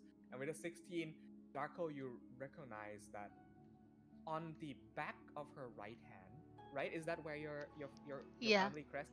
Yeah, there is a crest. What does it look like, Matilda? So it's actually the sign is like the moon. Hmm. Yeah. Hmm. And also there's like in with the moon there is like what is it called? Like it's in blue and golden. Hmm. Yeah. I see. Yeah. So for a moment, she as she puts her hand up to her face and back down, you see the crest on the back of her right hand. Yeah, that's Intriguing. up to Do you I roll whether for a history check or no? you are from Borelli. I'll allow you to make a history check. Ah, 11. It's a crest. You don't know what it is. that's Could be a sad. tattoo for all you know. Right. So, as the fog clears out of the room, you look in to a space where there is this sort of weird contraption in the center, almost like the orbit of stars, like made into a diagram on the center. You see books and studies and all sorts of notes just lying about. Aged, old. You see bloodstains on the floor, weapons, scattered paper. What do you do? Well, uh, I would. Is it me or Matilda? Both of you. uh, Oh, let's read it through then. What useful, what's not. oh, well, can I so can I what can I do like for the roll check or something? Yeah, yeah. What It would can you be like to do? Yeah. insight if you want, or like history if, and investigation is a nice one. Yeah, insight and Yeah. history is like if you're trying to figure something out, or investigation is like if you're trying to go through, pick stuff up, and like read them and stuff like that. Maybe I can go for history. Sure, make a history check to determine what this place is. Let's say. I would go for insight. Wow, Oh my nice. god, exact same roll. Oh. Nice, nice. Nice. You're both equally stumped in different ways. Darko, because this memory is in distant past and is quite like faded memory, you remember being here, but you also remember that there is more than this. Like almost as if this place has been cleared out after you left and sealed away, forgotten. Matilda, you are incredibly confused. The college that you grew up with and lived in has nothing of the sort. They're not cruel people. They are people in the pursuit of knowledge. You don't Mm, understand, like, if this person is indeed telling the truth, why they would be conducting human experiments here. I don't know what's going on. Oh, worry not. A few people can help, right? And I talk through the help, please. You are far enough underground Oh. where only the static comes through and the voice of Mira and Eldora do not. You Hmm. hear it. Oh, shucks. Seems like the signal is cut. Well, we're on our own, I guess. Yeah. But worry not, it's supposed to have another exit. Mm, Supposedly. maybe. Well, it's Ah, 10 years or so, so I'm not sure if they've patched up the place a bit. It's fine. Yeah. You're... You can combat a bit, right? Like, you can put up a fight or something? Well, if it's for magic, it would be a yes. Oh, so we're both range. Quite unfortunate. It's fine, I can take the front. Fine. uh, Well, Darko. we'll take out the books and I can Yeah. get help from my side. You do yours. Okay. Alright. If you're gonna start collecting books and notes, I need both of you to make investigation. Alright. Investigation. Yes! Natural 20. Nice. At least So it's you, not that one. yeah, at least it's not a nat If 20. it isn't that one, it's gonna cancel out. I'm going to be sad. Yeah. Uh, Matilda, you're really sad about how these books are left in such poor condition, and you end up like worrying about them more than actually collecting them. Like you pick up a book and it just like tears apart in your hand and falls to the ground. You're like, Yeah. oh no. Yeah, and like, oh, that Yeah. poor them. Darko. Yes. You approach the sort of spinny contraption in the center where like it's the alignment of stars and charts and astronomy and stuff like that. And you see that there is a podium on top of it with a piece of paper written. This piece of paper is in a glass case, so it is kept in quite relatively intact. On this piece of paper, you read, "Today, the successes of our experiment reach even beyond the scholars of Willow Street. In the face of progression, we do not halt, no matter what stands in our way. Borrelia will rise to its former glory again. Thessalia can have their automaton, for we will come up with something great. Two fruitful successes. Unbeknownst by all, vats of magical energy, uncontained, potential, defined in being and creation. Wondrous. What a miracle indeed." That's what is written down.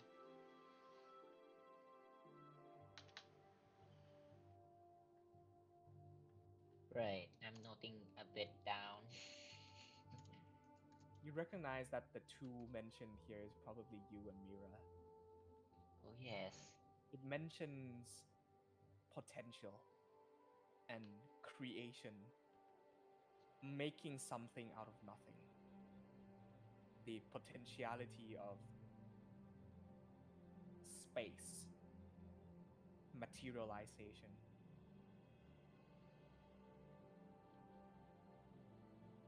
Hmm. Interesting. I wonder what Mira can do. Well, we do know a bit of what we can do. But potential. Yes. Miss, do you know anything about creation? Of space and material, perhaps? Make an Oh, arcana check, Matilda. okay. Well done, exposition. 16. You've heard in passing, actually, this would be in a subject of study. Uh, there is a school of magic called Dunamancy. Uh-huh. It is the study of space, time, and possibility. As long as like the various theories that professors have lectured you about alternate timelines, alternate universes, decay timelines, possibility, and just potential of space and time. Right? You paid extra attention in this class. and you recognize that appears to be on the information of this tablet has something to do with dunamancy. It is, however, a school of magic that has been lost and unable to be studied by regular people. Well, I've heard about it. It's and then I'm like Yeah, describing. yeah, you're entirely welcome to do that. What a lot of Yeah. people don't know is like you can Yeah, just go, yeah, it's fine. I do that a lot of times too. yeah, I'm yeah, like yeah. I'm like describing the things that it's like what she knows. Yeah, you What can DM straight said. up just say, "I relay what the DM told me" to the other players. Yeah, There's and nothing wrong It's with too doing that. long, dude.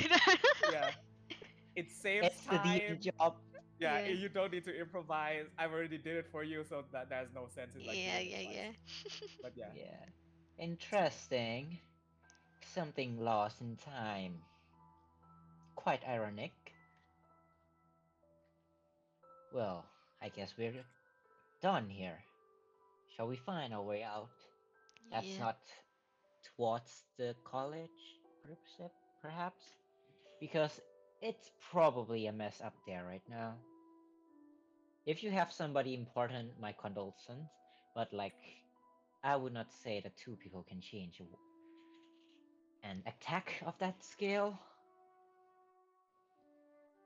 Uh, well, I you think begin worrying for Senya and yeah, Veska. So, I I think we should go. Yeah, as you told me, I still have some of the people I'm worried about right now. perception So you checks, would both like of to you. go back? Yeah, I think let's go out. Let's find the exit and then we get out of here. I see. To you, Perception check. DM. Yeah, Perception? perception checks Alright. from both of you as you're about to leave. Perception. 18. Perception. Wait, wait, wait. And yeah, I lost it again. Okay, here. No problem. Again? Fire. Again? Matilda, the worry in your mind and concern for your friend and caretaker at this point is more important than checking around. Darko, however, you hear an like sort of metal being impacted and swings. And you look back, and a Miss? flash of gray darts out from the corner of your eye, and the sort of like the spinny astrological structure starts to whine and spin and turn on itself, Oh, almost as if something had moved it. Hmm. Miss? yeah. I don't think we're quite on time. What do you mean? Steam blows out from the rest of the room as you see that one wall on like the backside of the study itself. Gears turn and the wall itself starts to open up into a back room. What? Matilda, it is completely dark and you do not know what is inside. But Darko with an 18, you look in and a similar green smoke billows out in front. And what is more than that, you hear your help, please. I reckon we get back. I'm more agile with my range attack, per se, than close. Yes? Yeah, but I still have no idea what's. Just What? get back, miss. Okay. Trust me. Make Right. place, make space.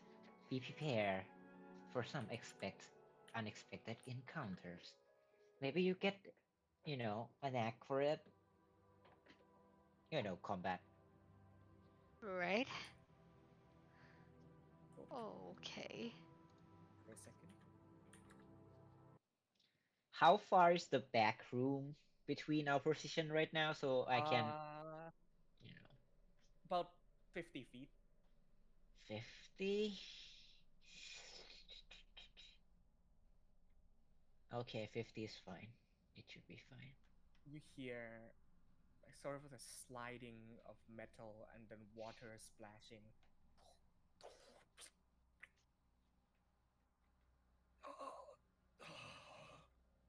Why? Why are we here? And from the dark corridor, you see the wet footsteps rise out as two hands grasp on the side of the walls, and green liquid pours down from the fleshy fingers that stick onto it, and heads peek out, and you see bodies that are entirely made up of skin.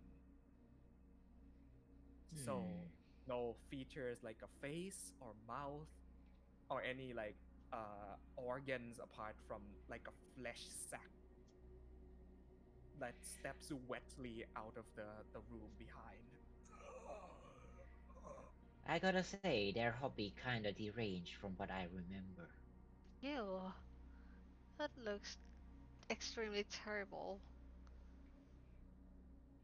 A light gets knocked off the floor and onto the ground, and it flickers and fades as you hear a shriek from the top of the room. A soul wrenching. You look up and you see that as opposed to these like fleshy skin creatures that are in front of the door, there is a separate entity, a hanging, almost curtain-like uh, uh, abomination with a face like the what's the guy from that movie from Scream, Oh where yeah. it's like mouth long and extended eyes hollow, almost like blanket cloth given life, but it is skin. It is just a shape and mass of skin without bones or body, as it makes this soul wrenching. I'm gonna need both of you to roll initiative. Ah, encounter. Oh. Very cool. I'm gonna drag both of you down to the map. You should be like around. Okay. Oh. Here, yes. There we go. Okay. So what you're gonna do for me here is 1 second clear. Okay. So Darko, you already know how to do this. Yep. Matilda, I need you to click on your token once. Just once is enough. Here. Yeah.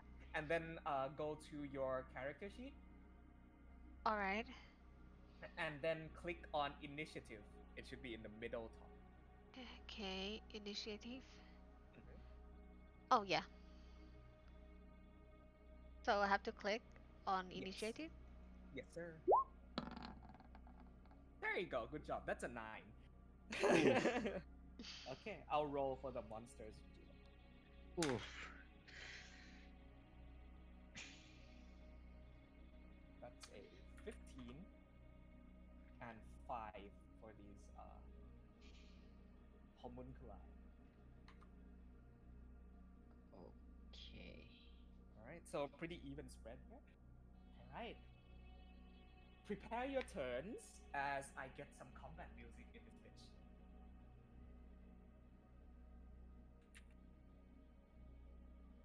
Okay, so rules of combat in D&D, Omsin. Uh You huh. have one action, one bonus action, and 30 feet of movement. One square is 5 feet. You can use the ruler tool on the left side of your screen to measure how much is the distance, like this. Ah. Uh, yeah. Your action can be used to cast spells, and your bonus actions can also be used to cast other spells, depending on what the spell requires. If the spell requires one action, then it uses one action. If it says it uses a bonus action, then it uses a bonus action. All right. Wait. Yeah. How? Wait. The ruler tool is like at the left side. You see? You Yeah. told? Yep. Just below the, above the dice icon. Ah. Okay. Yep, that's the one. Okay, and let's see here. If I'm gonna go to your spells page here real quick, you have two spells here of first level at the beginning. You can cast them like once, not once each, but so you can cast two first level spells a day. To first level. Yeah. Oh, the So the ice one. knife, mage armor, yeah, you can do either of those a day. And then Okay. cantrips, you can do any amount per day. All right. Cool. Yes. Alrighty. And with that, everything clarified, let's get our combat started.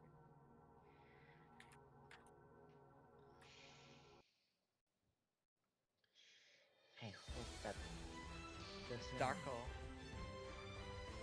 the flesh creatures shriek. And they start scurrying their way towards you. You are first to act. What do you do? I will use my free action to, say, Miss, I recommend you get back, and try not to get yourself cornered. And then I Alright. will start moving towards here, Okay. and then I will use my pistol with Ashri 2+2, Yeah, let's right, go. to hit. Oh fuck. That's a And 12. then as a bonus action, I will reload. Okay. What are you trying to hit with this? The big guy. Big guy. Big guy 12 just hits. Also, yes, this is Fate music. Don't at me. Yes, I know. 10 piercing Awesome. damage. Awesome. Okay. So I as already this marked down a bullet, so don't worry about that. cool. You watch Darko run up as he pulls out a small sidearm. As it's like this matchlock pistol. As he like pulls it up, the gears creak on this small astrological platform as the shrieker, and a bullet streaks out from the gun, hits it across the chest, and blood Wait, actually, I splatters. don't need to reload, right? Because it said reload too, so I have 2 bullets. Yes, you have 2 bullets. Okay. Yeah, so feel free to use your bonus action for something else if you want. I'll still reload so that I have 2 bullets when I need, Okay. so I can use bonus action on something else. Okay, so you pull out your gun and then just put one more bullet in. Is that your turn? Well, yes, I did use my movement and my action, and I don't have bonus action I should be using yet. Okay. The boneless creature jumps and then flings itself at you almost like a flying squirrel. Oh, damn. This very large, fleshy face just I should hold my extends. bonus action, man. Fuck. Misplayed, but it's okay. uh, this creature is going to make a multi attack towards you. 2 slam attacks. God Oh, damn it. that first one is an 8, and the second one is an 18. Fuck, 1 hit. You take 5 points of bludgeoning damage as this one large arm just smacks 5 you across the points? Yeah. Oh. This campaign is hard, man. I'm down to 6, boy. You see one slam slams into the floor. Pieces of rock starts flying away, and then one arm swipes at you, and you get hit right across the shoulder and flinch from the impact. Matilda, it is your turn. Darko is Okay. getting pummeled by this creature. Yeah. Well, I think I gotta move around here. Okay, Yeah. How can I cool. do that? Yeah, just click and drag your token. Alright. Oh, you can use Go the back to the mouse tool. arrows to move as well? Yeah. You have to go back to the mouse tool in the Here, there you like go. this? Yep. Yeah, and then, Yeah, there you go. yeah, and I think I will go for the cantrips, I mean. Okay, what spell are you casting? I think I gotta cast, the Ray of Force? Ray of Frost? Ray of Frost, cool. To which one? To the big one so that, can have, like, some space for Okay, Draco? yeah, no problem. Matilda, I I need you to go to the core page real quick. Uh, the which one? Core. Go back to core. Core. From spells. Yeah. Okay. And now scroll down a little bit, and you should say Ray of Frost under attacks and spellcasting. Ah, yeah. And then Click on I that for me. click on that. Yeah. Ah, yeah. Oh wow, yeah, that hits definitely. So just in the in chat, right? In chat, you roll for Ray of Frost. Click on the word Ray of Frost in chat for me. Yeah. Okay, 2 cold damage. Uh, It, I Okay. believe that does something else to it as well. I'm just gonna check the. it's +5, right? Show spell description. Yeah, there we go. Yeah. Creature make range on a hit, takes 1d8 cold damage, its speed is reduced by 10 feet. Okay, so you see Matilda, what do you use to cast this spell? Is it your book or your orb? From the book. Okay, you see the book floats up from her hand, its pages flicker as frosty mist sort of emanates from it. You see her eyes go blue as she puts her hand out, and a beam of icy cold blasts out from her fingers. It streaks across the floor and onto the back of this creature. And this icicles form on the back and the spine. It reels back from the Okay, let's go. You see it's fairly damaged, but it's still standing. At least they can be slowed down for a bit. Nice one, miss. The homunculus. They can move 30 feet, so they are going to use their action to dash and get up to there, but they can't attack this turn because they use their action to dash. One is gonna get up to your face right there, and it's just this like zombie remains of flesh sack that runs up to you. You'll see like various bits of what is starting to look like organs spill out from its body. It runs up to you saying, why did you leave us?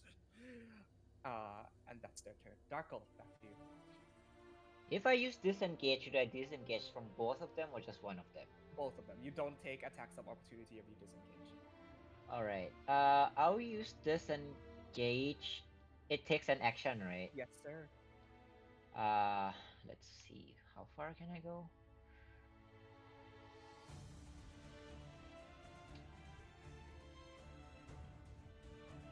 Okay.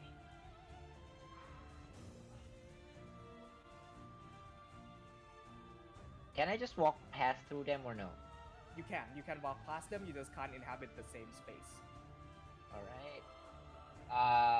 I'll just use the action to disengage and move here. That's too far. Was it too far? No, it's you go right there. Okay.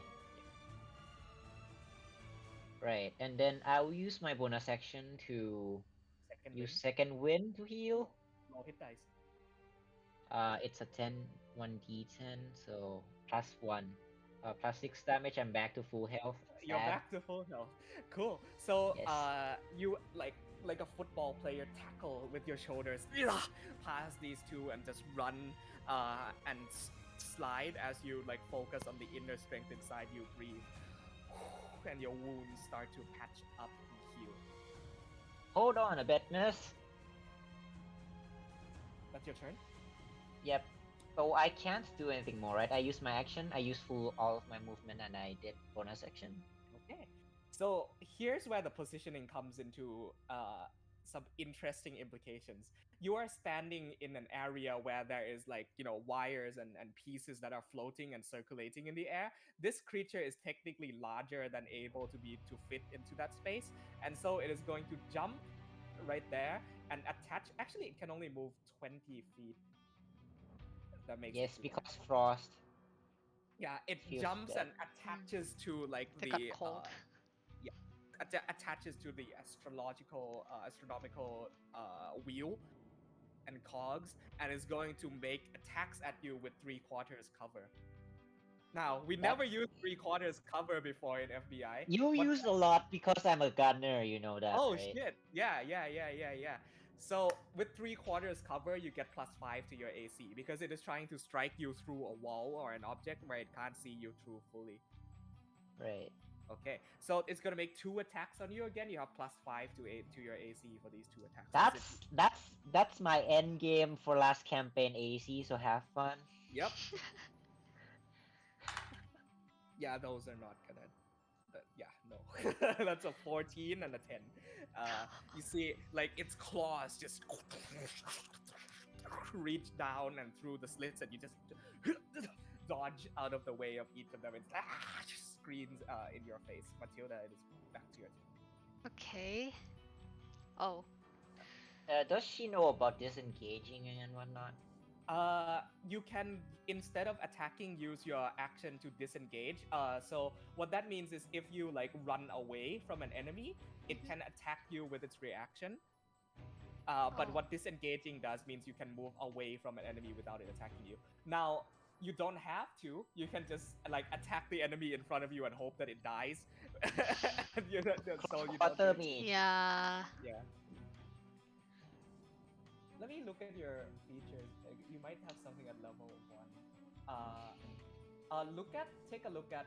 Sorry, go back to 4. Take a look at tempestuous magic real quick Yeah. in features and traits. Yeah. Starting at first level, you can use a bonus action on your turn, cause whirling gust of elemental air briefly surround you immediately before or after you cast a spell. Of first level, Ohio doing so allow you to fly up to 10 feet without provoking opportunity attacks.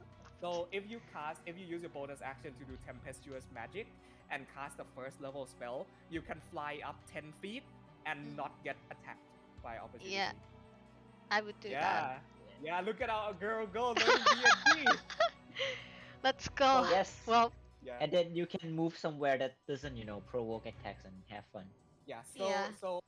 You have ice knife and Yeah. mage armor. You can use mage armor to increase your AC, or you can use ice knife to attack them.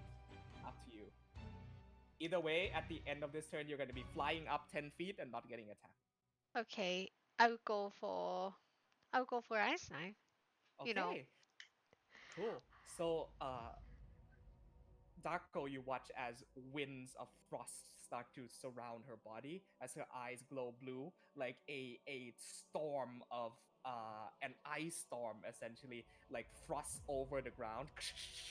As the wind in her boosts her up 10 feet into the air, knocks over this like creature in front of you, and you raise up your hand, and from it a twirling knife of ice and impales onto it with a 16 that hits. Yeah. So roll damage.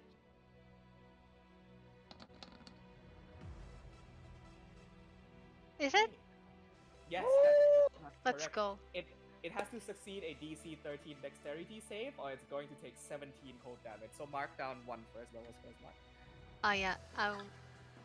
If I do the attack, I will go for the one that's like in front of me. Okay. Uh, that attack, 17 damage, obliterates the homunculus. How do you want to do this? Execution time. Yeah. Describe how you kill this creature before you. with Okay. ice knife. Less than is better than. There's more, at least 2 and 2, not 2 and 3. Okay. And with ice knife, like describe what ice knife does in this instance. Okay, so ice knife is like make a shard of ice, and Mm-hmm. if if he shoots the target and it makes a ranged spell attack against the target on a hit. No. Like Ah. descriptively, you just killed this creature. Yeah, So I describe kill. how you kill it. Like. Oh, okay. So I just go for casting the spell, and Okay. it stabs the creature. But Okay. also that the ice knife is also um Explode. explodes, Yeah. and it explodes Okay. to tear it in pieces. Yeah, that's it. That's my little brother. Let's go. Okay. So as this like explosive energy boosts you up into the air. A piece of ice knife like flies through like one of Emiya's swords and just swirls and cuts this fucking thing in half and explodes into ice as it goes. Just pieces of frosted over bodies fall all over the ground, obliterated. Nice Okay. song transition, and also nice execution time for the song. Yeah. Let's You go. are flying 10 feet in the air. You can Okay. still use your movement if you want. Yes, you can as still a move. move. Oh, while flying. maybe I can go for help to I can go around. Oh wait. How can I? You need to change to select item once again. It's kind of tedious, but you get used to it. Yeah, Yeah. let me check. I can be like around here, and Yes. yeah, so that I can help Darko. Cool. All right. So Matilda boosts upwards, her eyes frosted over glowing blue. She flies over in your direction next to you.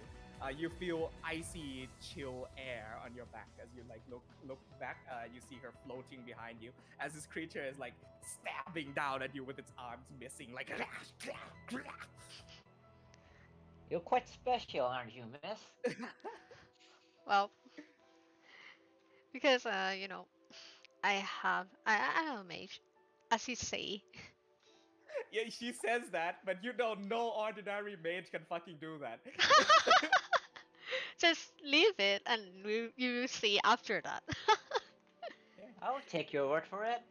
Right. This thing is going to. This thing is small enough to make into the spaces that occupy here, so it's going to. Right.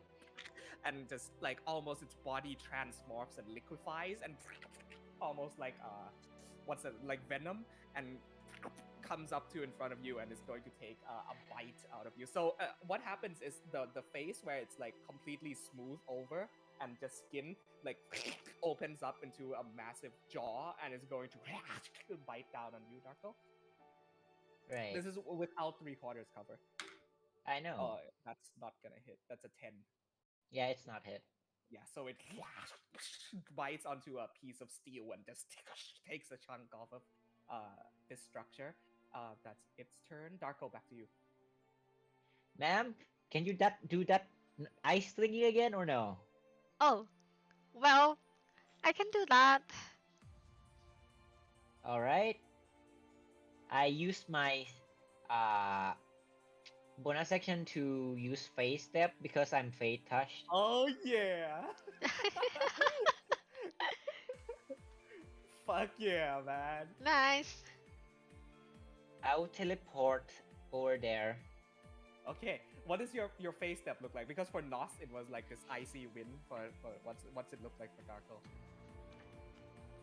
Well, since we're going with the theme of creation, well, we're gonna play with dimension as well, so how just like a space rupture. Oh yeah, and you like jump backwards into it, and like a portal opens up next to you, Matilda, as Darko jumps out of it. And while that, I shoot at the big guy and with archery and Go pistol, ahead, right? make an attack roll, yeah. And then like I'm leaving the small guy to you. Yeah, let's go. All right. That hits 12 damage. Cool. Ho ho. That does it. How do you want to do this? Oh shit, sorry. I thought we were hanging out. This is a Nah, D&D session. this is a I D&D apologize. session. I'll leave immediately. I'm so sorry. I am so Hi. sorry. Oh hey. Oh, it's you, right? Yeah. Never. Who's it? A random man just walks into a room. The 12 damage is exactly enough to kill this boneless creature. So describe what you do as you like jump back. So- I'll go all with all my like 2 bullets and pierce it through twice. Once on the head and once in the middle of the body. Okay.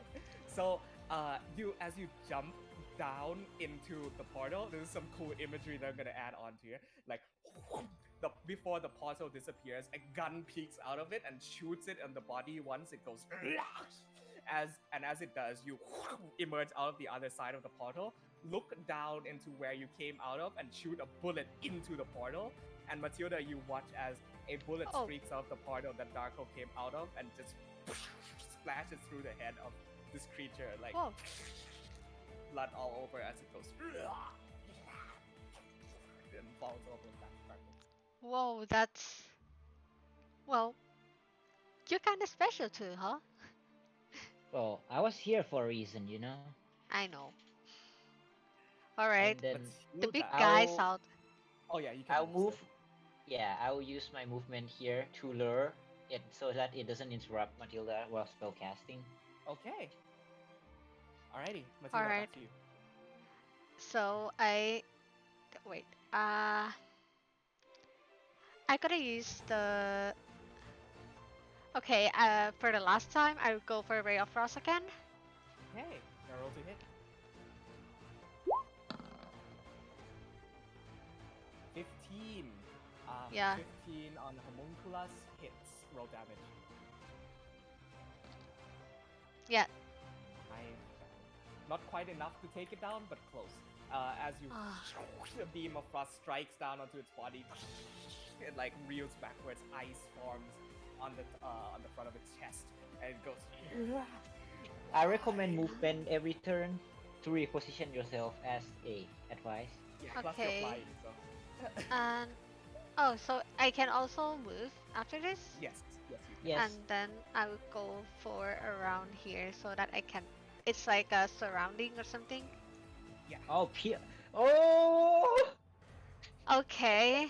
Flanking is a thing, and so is Yeah, range flanking. flanking is a thing. Yeah. I didn't know she know this. You didn't know. This is completely Okay. accidental. But okay, so by doing that, you have surrounded the creature, which means Yeah. that by those rules, Darko gets advantage on his next attack on the creature, since you are Yeah. like on both sides of him. Yeah. Yep. Okay. I think Okay. that would do. Okay. All right. This creature.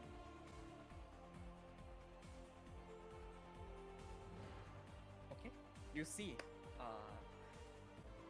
like it starts clawing into its own body, and it just shouts, "Why am I here? Why? Why are you out there? And why am I left behind?" And like it just starts tearing at its own mouth, and you watch as a mass of black tentacles rise forth from the mouth itself, and Ew. it is going to self-destruct. So, Darko and Matilda, I need both of you to make dexterity saving throws. All right. Right. So, on saving throw, just click dexterity. That gonna hurt. Dex. Where can I? It's at the top part to the left. Yeah. Below proficiency bonus. Oh. Okay. Let me see. Uh. Dexterity. Oh, blah, blah, blah. Wait. Take your time, no worry. Very. So, it's at the very top. Oh, and here. On the left. Ah, yeah. Let's Oh, go. oh no. It's below proficiency. It's the same thing, I guess, right? Yeah, for her it's the same bonus, so we'll take the 12. So the save for that is 11, and you rolled a 12 and a 13, so both of you save. You take half damage. What would have been 10 damage, you take 5. Mm. Ow. So Oh. this creature like tears into itself as this mass of like flesh and goo and tentacles rise forth from it as it like shouts out, "Curses! Curses to the Empire!" and just explodes into black goo that burns your skin and your flesh. Must be hurt. Oh god. But with that is Shouldn't every- Matilda not get hit because like she technically is like flying, Yeah. it's a 30-foot radius. right? She still needs to take hit damage. Yeah. Right. So yeah, just subtract from your current hit points by 5. Yeah. How can I do that? Just so, like yeah, just so you see your health is 8, Yeah. current hit points, just change that to 5. That's it. And keep your current hit points at 8. Sorry, your maximum hit points at 8. So you Yeah. know what your max is and what your other Oh, by the way, thing is. what's the red and blue thingy? The red and blue. Yeah, the one. When it's like the eight point. When I click, it's like The 8 points when you click. I'm not quite sure what you mean. okay. The print screen. This one. I don't. Yeah, no problem. Here. It's okay. You What's can go for like for 3 more Oh, minutes. those. Okay, yeah, no problem. You those are like for when you want to keep track of like what your AC is and all that. You don't need to worry about that. oh okay. For 8, just like type -5 and enter. Oh, -5. Yeah. Oh, it's for her is different? Yeah. Whoa. What do you Ah, that mean? hurts. But now the enemies are cleared out of the room, Yeah. and the back door, the room to like the back door where they came out of is open. Oh. Well, finally we did. Well, yes. Do we rest up? Like, do we choose to rest up or no? I don't think there's Let's. time. I guess that's true. We need to escape first, right? Hmm. I think let's get out of Hey, here. DM, this is like it is quite late, so I don't know if it's still okay to ask this, but like I have the chef feed, right? I can Mhm. take around food with me that I make and I can Oh use yeah, to I'll heal. allow that Yeah, totally, no yeah. problem. So chef feed, right? Mhm. Let's see. That's a lot of things to read. You can cook a number of treats equal to your proficiency bonus. These treats, uh, it's temporarily hit point. Fact. Never mind. Okay, yeah, no problem. Yeah. Well, you can give temporary hit points if you want. So, want some snack? Oh, that would be good. What do you Right. throw at her? What did you cook? Just some biscuits, Okay. chocolate biscuits. He Oh, throws chocolate biscuits at you. okay. Oh, thanks. Okay, so after you eat this, how many hit points does she give? 2 because my proficiency is still 2. Okay. So go back to your sheet, Matilda, Oh, yeah. and underneath current hit points, there's temporary hit points. Just put 2 on there. Hit point. Where is It's it? like the center top beneath initiative. So like there's hit point Ah, maximum 8, current hit points 3, and then so temporary hit points just put 2. so I have to write 5. No, no, no. Temporary hit points and current hit points is different. So just put 2 on temporary hit points below the Okay. 3. Yeah. Cool. That's it. Yeah. Cool. Awesome. Uh, the least of your worries are, however, not over. As you start to feel an earthquake rumble through, dust falls from the ceiling. Something is happening outside. Oh, Well, do you reckon we have a quick look inside the room and run our way out? Or do you ye- think we should go now? I think after this place will be alright. So I think we should go. Like, we don't know if we can go out after this. So, go now, right? Okay, Yeah. let's go. Okay. Darko, you look back at the room. Seems to be your birthplace. The room where you were conceived, born, experimented with, everything. And your decision to leave it behind this day. Hopefully, maybe one day revisit it, but that room remains outside of your thoughts. You turn and run. Gather all of the pieces of paper that you can until eventually, coming through the hallway, there is an alternative exit that opens up. Whereupon it leads back out, you don't know where, but the both of you follow down this tunnel. Seems to be the sewer drainage or something like that, or the disposal chamber. Uh, and upon going through, you notice that piled all along the side of this disposal chute are similar bodies of the homunculus that you fought in the room. Just hundreds of them litter the floor. Uh, Lifeless, dead, failed experiments, it seems. Hmm. All right, Miss. Before we like go outside, would you like to change your clothes because we're quite tired? I have I, two extra uniform kinda, but not like this, yeah. Order of the Flaming Blade thingy. Well, Well, it's not really like a woman clothing. I would rather say it's unigender yeah. clothing.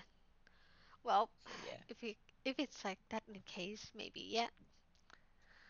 I think I should Right. change for real. You know, this Well, after thing. we get out of the silver, yes. Yeah, this thing is, smells so bad. Oh, Right. If either of you want to determine like, what the fuck is going on here, like what is this place, you can make an Arcana check. yeah. I'll do that. I'll just do with per insight maybe. History, nah. This will be Arcana, All unfortunately. right. Still no idea, eh? 17. Matilda, this is quite frankly grotesque experimentation outside of mage law. The creation of life is strictly forbidden in the school of magics taught in Emerexium. Strictly necromancy is forbidden, but this doesn't seem like necromancy. This seems to be like the creation of life through magical means, like using a sack of flesh and then replacing the soul and the brain with a magical artifact. These are, and so both of you like exchange what you know.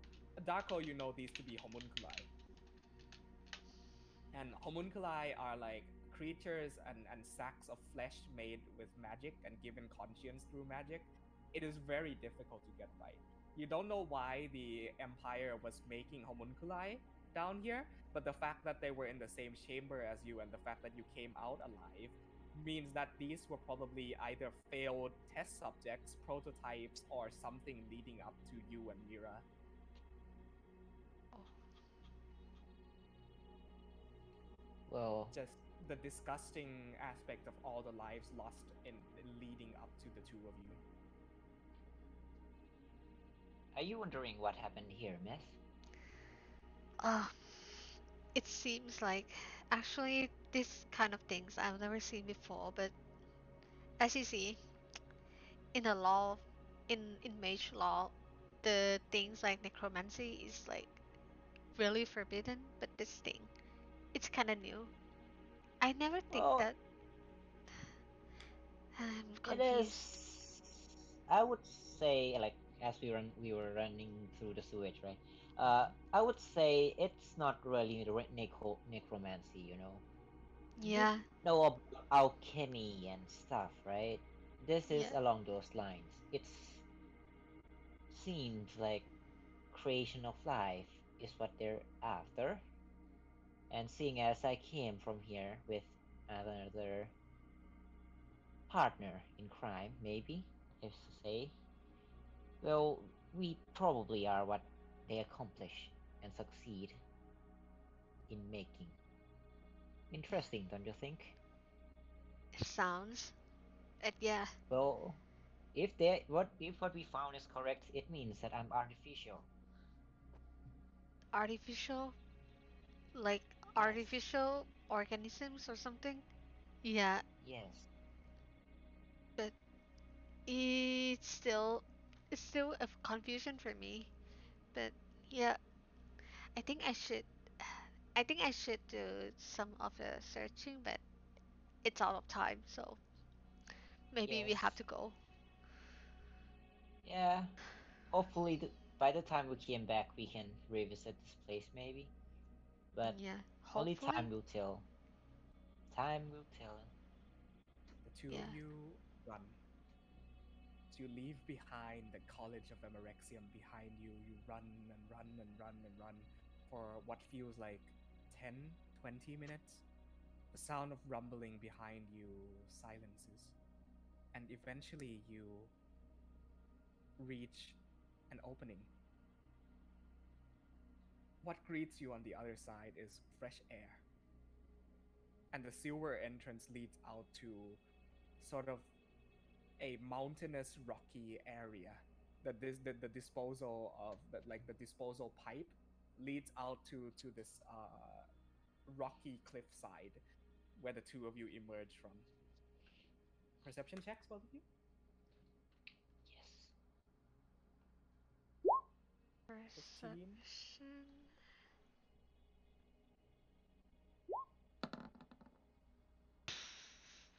Okay. Even with an 8, you notice the spark of white orange in the skies of the direction where you came. Fire, blaze, an infernal lit, a flame brightening the night sky with thick orange. The college is burning.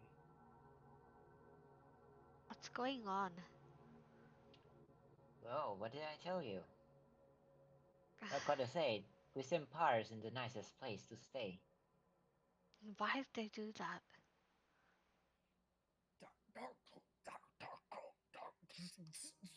Darko, do you hear me? Hello. You, I what? What's I'm going alive on? and well. God, thank God. We lost contact with you for a while. Did you get what you wanted? Well, for the most part, we things get a little rough around the end, and a little bit smelly as well. Boy, it sounds like today the College of Emerexium burns. Bastards. What are they Well, trying to yes. achieve with this? And When what's here is Matilda is still like looking and a bit in shock. I You guess. immediately look to your flower bracelet, Yeah. like to check for the well-being and signs of Zinnia. Uh, the flower bracelet is still intact, still there, just fine. Okay. Zinnia must have gotten out somehow. Oh, Right. I totally forgot about this, but I'm Draco, and I offer a handshake. oh, Matilda. Matilda Scrobis. Oh, so you're a noble. How intriguing. Well, I'm the only one now, so yeah, My my apologies for reminding of bad times. it's okay. It's a past now. And so the two of you now looking at the sea of roaring flames that was once the College of Emerexium. You do not know what the well-being of the people in there, apart from Zenia, who you assume to be alright. Uh, the general Ervik seems to have gone to drastic measures, as in recent weeks you have heard of the downfall of the Salian aristocracy.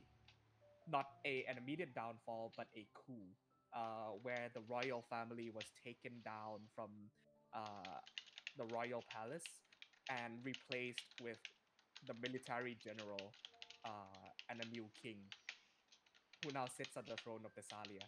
Seeing this window of opportunity, Ervik must have gotten hasty.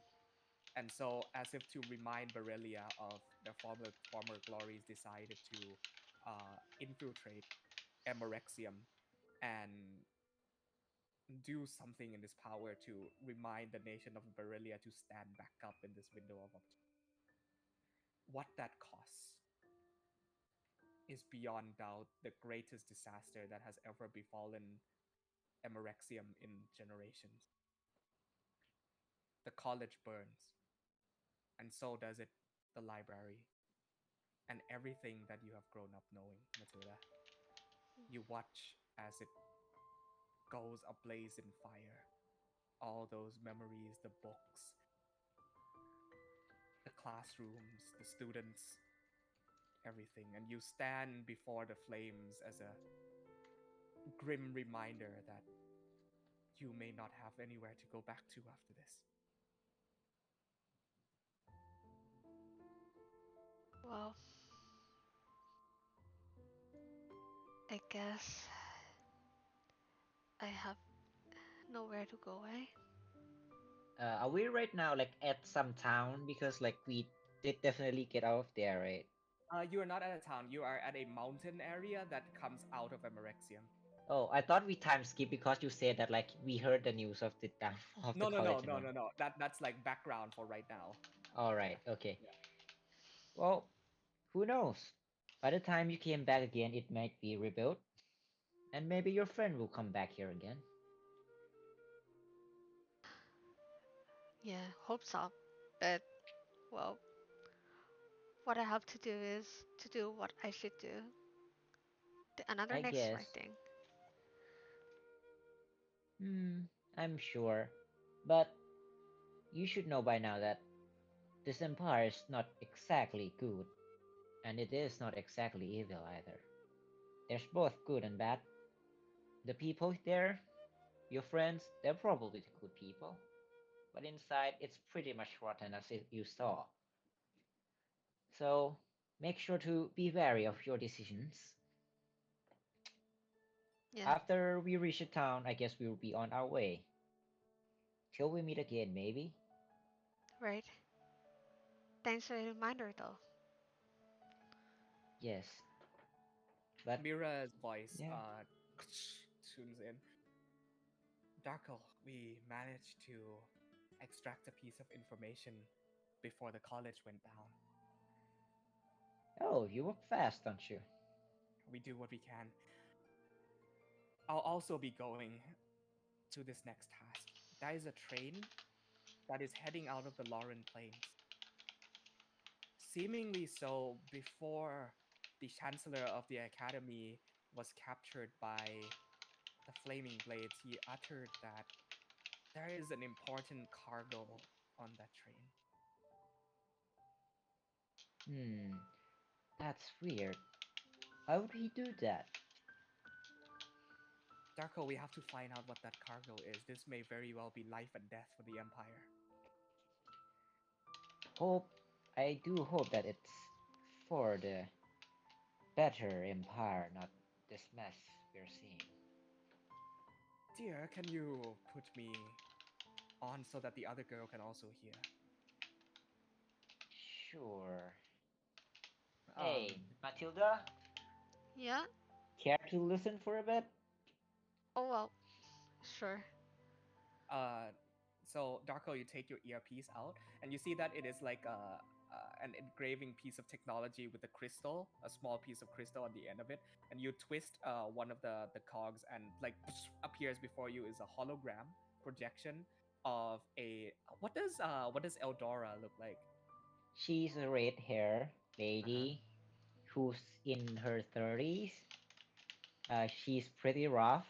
Think Mm-hmm. of her as like, uh, I guess moderate kind of feel, but But mommy, but not bratty, alright. yeah, But like rough kind of looking. so, yeah, like a tomboy aunt sort of situation. Uh, Let me introduce you. This is Eldora. She's the one I've been talking to for a while, and there's Mira as well, but you can't see her right now. like But yes, you a girl of tan skin and brown hair like tries and pushes Eldora out of the way. Let me see too. Let me see. Like Eldora just goes, Mira, not now. Mm. You So, must be the student that Darko came across. yeah, but, you know, actually, to be exact, I'm an alumni, and I yeah, see. I've I've been working in the library of Americium. The college must have meant a great deal to you. I apologize for what the brutes of flaming blades have committed. Well, and Sometimes in the pursuit of power and freedom, people go to unspeakable lengths. yeah, I still don't understand what's going on here. Well, you are tied up in all this now. Take this as your first step to adventure, young lady, because it's gonna be a long ride. Sure. Might I ask of you a favor? What is it? You've already come this far. Would you all? Oh, tough ask. You probably have somewhere to be. Would you accompany our Darko to Thessalia? Yeah, actually, I also have I also have some things to. Also have something to do there in Desalia. Maybe I can Okay, she accompany him. she eyes towards you, Darko, and says, "Well, look at that coincidence worked out. Young miss, there is a Hmm. train that is heading out of southern Thessalia. There is a very important piece of cargo on that train. Intercepting it may well be one of the last hopes of the Empire. Wait, I thought we were not on the Empire side.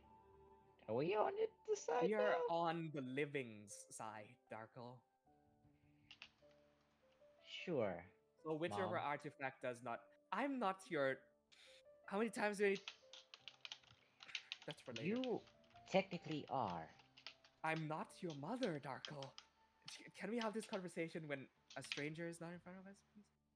Oh, sure. Thank you. Professionalism. It's like she shakes her head and says, anyway, now that the receiving end, the Empire, has seemingly gone up in flames, there will be no receiving end for that cargo. And if the Thessalian aristocracy or any foreign power gets their hands on the cargo on that train, it may well lead to another spiral downfall for the Empire. What is most important is we cannot let it get into the hands of any pirates down south or any members of the Flaming Blade. Who knows what they'll do with it? Oh, right. A reminder, right? You can't really tell about us to anybody else. This is pretty much a big exception. Oh, well, as you say, maybe our path is still, continues. Intertwines, I suppose. Yeah. Young lady, I am sorry to drag a local librarian into all of this, but if you've made it out in that condition and with our Darko just fine, then you probably are not any ordinary librarian. She is pretty special by my standard, yes. By your standards, you rarely consider anybody with talent. Well, considering me and Mira, you probably know that we're technically not by the standards. Suppose that's true. The both of you be safe. We and the College of Ashes will continue to move as well. Okay. Right. There should be a Let's means of transportation to get to Thessalia. Young lady, did you perhaps have a mode of transportation planned for your mission? Uh, Actually, I have a train to go to Ryfield. I have some of the things that I want to go to search for. But yeah, it's like it's like the matters about kind of personal. All right. We are going to have to leave this up to you, the both of you. I do wish you the best on your journey. We'll talk to you later, Darko. And the hologram fades back. Pat's headphone died, so it's you and me, Yamsin. You turn your back and start walking the fields as the cold night air brushes through. Luggage in hand, you walk, leaving behind the academy behind you. Well, after the mission, until I come back, there would be there would be something that I can do. My You look at the decisions. yeah. Oh, and then she's just like walk away. The bracelet on your arm, still vibrant, healthy. Sinia is not gonna give in to anything like this. But Flashes in Zane is your still, mind. but Zane is still safe. Thank God. Maybe she's around and be safe and sound. She she will survive after these things.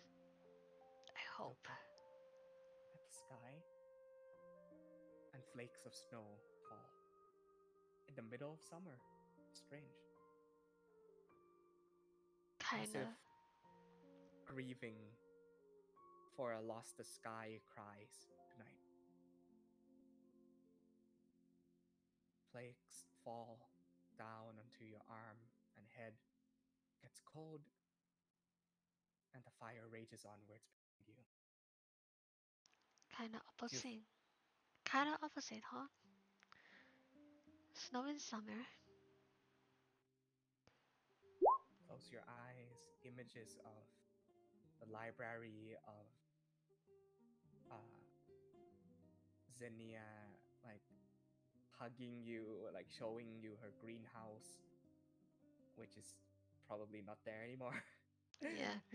The library, studying in the lecture hall, being a guest lecturer, being a, your professors, all of that. And Breska, who was like a mother to you. I hope you'll be fine, Miss Preska. Open your eyes and walk. And with that, the journey of two souls continue on in search of secrets uncovered, unveiled. And although secrets can only be unveiled by truth, truth will only show itself to those that observe, are aware, and seek out for it.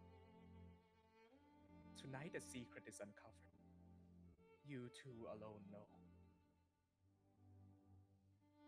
And now, journeys intertwined, you carry that secret with you into whatever future may face at the start of this road. And that's where we're going to end tonight's session.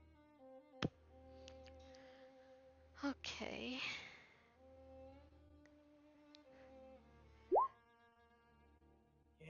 What's Yay! going on? Wait. What Pat is saying? Yay. Right. Obsidian, I am so fucking proud of you. Alright. You were everything more than I hoped for in a D&D player. This is why I wanted you to play D&D. Like like you're such a good role player and you just give everything to the scene that and you improvise super well and like Pat is also amazing and like just seeing the two of you together in the session was great. It was great. Yeah. You level up. Okay. You level up to level 2. So go ahead and do that. Roll me your hit dice real quick. That's gonna get added to your.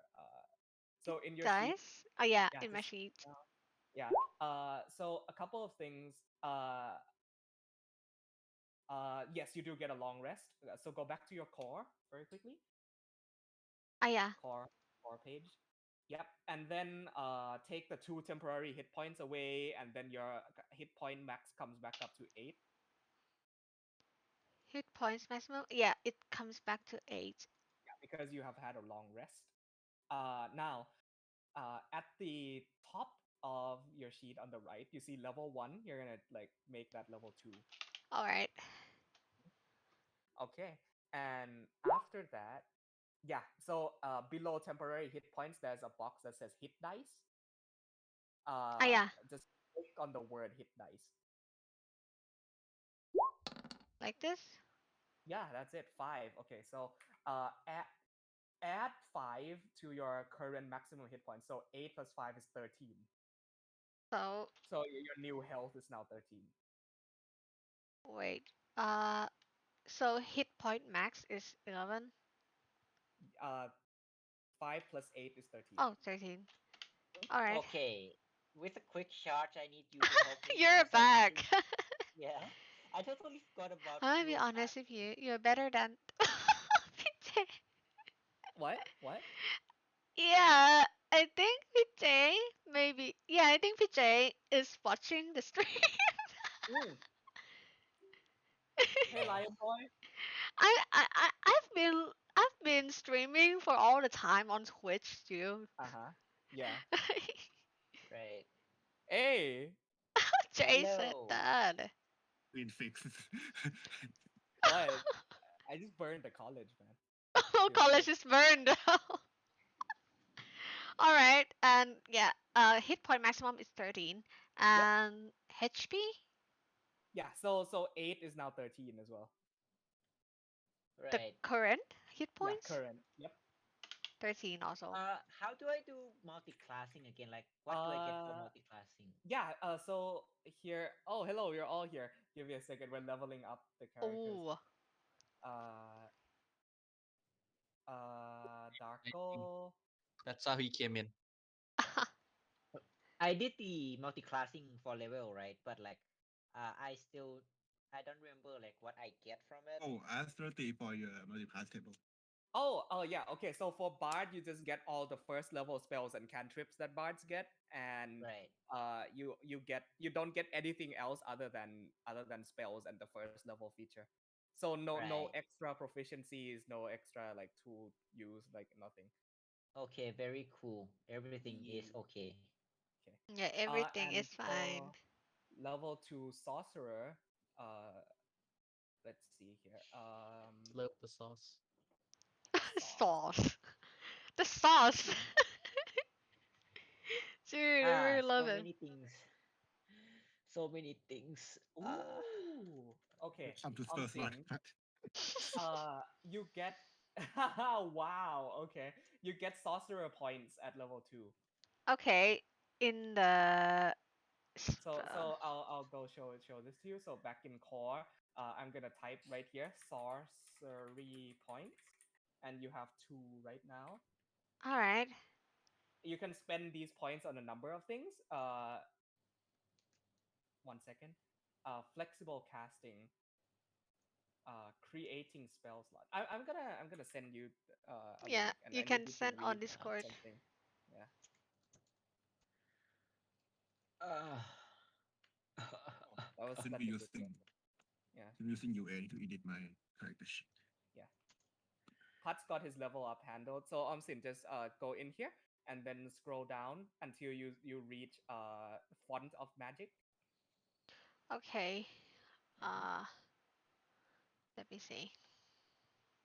So really you just have sorcery points equal to your level. So if you're level 4, you have 4 sorcery points. Right now you're level 2, you have 2 sorcery points. Font of magic. Okay. Yeah. Yeah. So So, sorcery points. This is a class resource that you can spend to do a lot of things. The first thing you can do at level 2 is flexible casting. yeah. Yeah. So creating spell slots. You can transform sorcery points into a spell slot. The created spell slots vanish at the end of a Spells. long rest. You can create. You see the table down there. So if you Yeah. spend 2 sorcery points, you can get 1 extra first level spell per Mhm. day. So you know how you can only cast 2 first level spells per day. If you spend 2 sorcery points, you can cast 1 more. Mm. Yeah. All right. Or Time for in on understanding more. the other hand, you can also use a spell slot to convert into sorcery points. That becomes important later. Yeah. Yeah. So for now, you're just gonna want to copy flexible casting. Just copy that and add it to your feature and traits from creating spell slots down to the word fifth. Okay. Wait. Yeah, you don't need Uh. to. Well, I guess you can copy the table too as well. Sauce. Oh. Yeah. Just Warfare. in features and traits, bottom right, Yeah. just click on the plus icon Yeah. A name. and then Flexible type casting. in flexible casting and just copy everything down to the word level in Source like is slot class. level. Okay.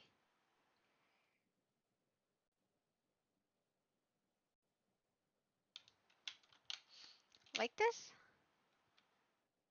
Yeah, That's it. And then on the space below that, the wide open spaces, copy the entire thing and put it in. Hey, what's your character's name?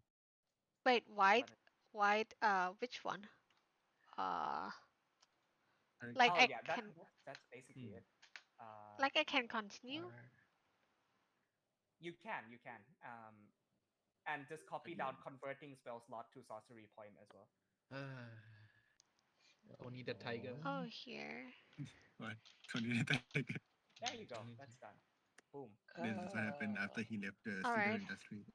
Yeah. Yeah. Okay. Yeah. So you have 2 sorcery points. You can cast 1 extra first level spell a day. And the last thing that you're gonna do for your level up is you're gonna learn 2 more spells, I believe. Oh, let's go. Learning spells. Yeah, you get 2 more first level spells. Two more first. Let's go. Let So me I'll check. send you the go to 5e.tools and then go to spells. Yeah. Yeah, Imagine and having to then learn spells. yeah, and then Okay. in the search Spells, bar just type spells, in spells. sorcerer. Wait. Cleric gang.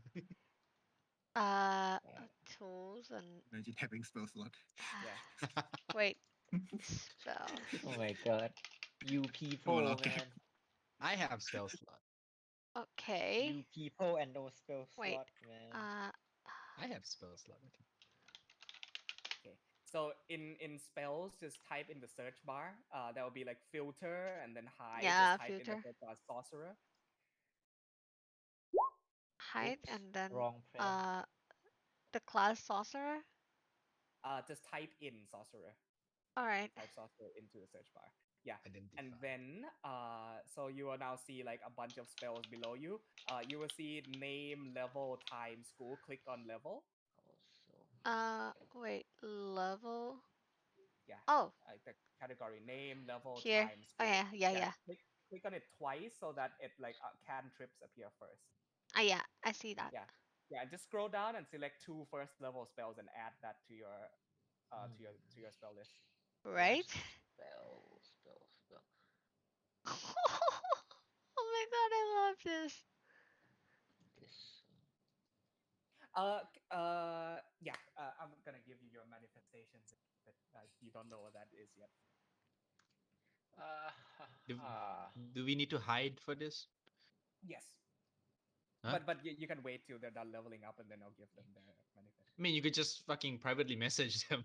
Ah, yeah, I Well, would it's do. cooler if I explain what it is. You literally gave me a shared document between me and Ken.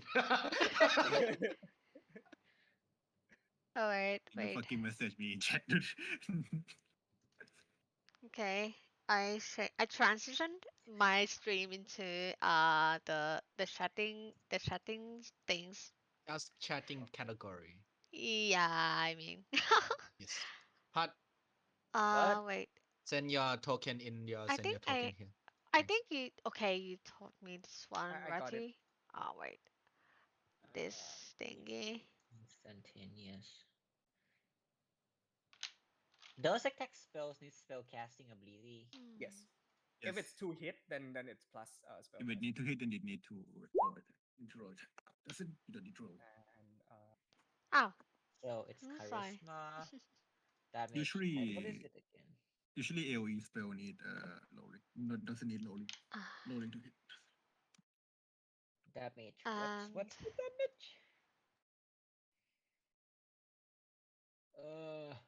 I just like copy the and paste sorcery my things other are one. like school is always being like the visual. no. Okay. Oh So yeah, what I what see what that. I see spell that. are you looking at? Yeah, I see that. Uh, I would type it. I would type in your DM. At higher level. This one. If the stuff you're adding is from, by the way, if your stuff is adding is from player's handbook, just Yeah. type you can just drag it in from the. Yeah. Yeah, they don't have I'm dissonance whisper for some reason. It's because it's not from player's handbook. Chromatic orb is also not on there. It is. It write Yeah. PFB in like the 5e.2. That means it's newer stuff. Chromatic so orb is sad. actually really really cool. So I'll help you do that. 1d6. Yeah. Just go in spells, chromatic orb. Okay, one action, 90 feet. Oh, okay, you got this. You Hi- know how to do this. Yeah. Just make this Hype into spell. psychic. Output will be attack, and just put down spell attack as range, and just put down the damage from the spell. Yeah, I'm wait. Damage. Where is oh, 3d8. So yes, just type 38. 3d8, and you don't need to type an element because you can choose. My Yeah. headphone is dying, man. And Yeah, that's it. And then put copy and paste the spell description into the box in the box below in the right. description. 1d6. Like this? Yeah, that's it. You're done. And then just press on the fun fyang. Yeah. Cool. Yes. The Fan Phương, classic English word. 2d6. Yeah, And and then you choose one more. 2d6. okay. If it says One more. ritual, if it says ritual, then you don't need to use a spell slot to use it, but you can like spend time to cast it without using a spell slot. So Alright. say like detect magic, you don't need to use up a spell slot, but you can sit down and cast it for 10 minutes and then it's up. You don't need to use a spell slot. Yeah. uh, it's funny that Ken literally Dude, got his look you stolen. you never Yep. you didn't see it that like the battle was so good, dude. How can look like that? Yeah, it's Mr. Steal Your Look. Combat is fun, yeah. I'll actually we should be private messaging this. This should Yeah. be all right. This should be fine, right? Yeah, that's good, dude. Right. That you can also go into like the settings and then make it an attack. I already did. Don't worry. Okay, cool. I'm very used to this kinda. Yeah, Right. don't I need forget to to do add it as a cantrips. saving throw, right? Yep.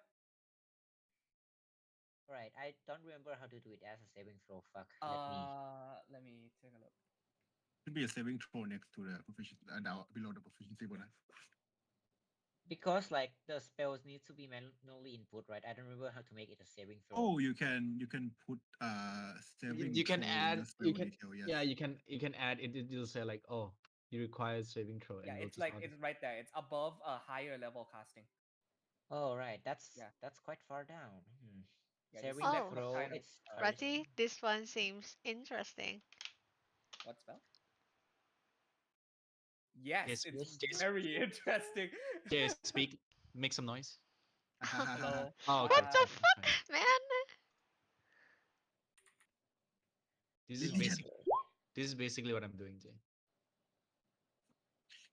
We go Look, Unka What is look at it. wait? What is Guocha doing live? Oh wait. No, no, I'm not The streaming. But Ah, thing of the yeah. D and Okay. D. yeah, Jay, look when you speak. I'm Yeah. well. Oh shit. Okay, working probably. See? Yeah. Range weapons. So this one's is kind of cool, and yeah, it's kind of useful. I thought that was Sonic the it's Hedgehog. it's very useful, man. I For really this love it. one, you can just No, put it it's in the fine. description. You don't need to make it an attack. Hmm. Yeah. Plus, it uses your reaction, which is amazing action economy. Because in D&D, you should always like be thinking of, hey, what can I use my action, bonus action, and reaction for? So like Yeah. But you can do after they have reaction. So. yeah. Gocha, I'll send you my token in a little bit. No, you have webcam on. I might not every time. Oh, okay. Yeah, so I'll So send you that. wait. So the wait, what is it? Components are still here. Yeah. So VS and them, it's okay. Duration 1 round. I'm so happy you're a fast learner, dude. Like it doesn't take 2 hours to PTSD. fucking I can explain how to cast a spell. PTSD. Oh god, Mr. Oh, dude. DM has PTSD. why can't I cast this lightning arrow that we hit like 5 people, including my friend? Mr. DM has PTSD, boys. PTSD. Let's see how does spell slot work. Ah, yeah, I I think don't that's know. all. Let's go. What else do you have? Let's see here. I believe Oh, that's it. I believe that's all. okay. Yeah. I gotta interact with on chat มึงเขียนงานเสร็จเหรอ โอ้ยเก่งมาก not Nice. nothing. That's my girlfriend. Understand, I understand. I have never had a girlfriend, but yes, that would be totally me. It's just you and me, which Why I don't have a girlfriend, that would totally be me, don't worry. The Okay. fuck? Jay and Gosha, could you leave chat for like Yes. 5 minutes? My Hi. headphone is screaming battery roll at me, man. Fuck. Okay. I am going to give both of you your manifestation. Alright. What is that? What that means is this is a DM uh DM created ability that represents your character and will grow alongside you. In Lorei'an, there exists the lore engine, which means that you and the story that you tell and who you are as a person will shape your abilities and your story. And so with that, the world itself has given way to a series of unique abilities that only you can use. It's Right. basically your noble phantasm. If we're going to be honest here, it's basically your noble phantasm, and it will grow alongside your journey. Um, it is called a legacy, meaning what you are and what you will leave behind. For Matilda, you have with you the legacy of frost, Yeah. and for Darko, the legacy of steel. I'm gonna private message this to Alright. you. Just give me a moment. Uh, and I'll read it out to you uh as as I do. So like, give me 2 seconds. These are unbalanced, completely homebrew abilities, which end up becoming broken down the line. But that's fine because I can just throw harder monsters at you. Oh god, okay. Oh, it's okay. We used to get fucked a lot, so it's fine.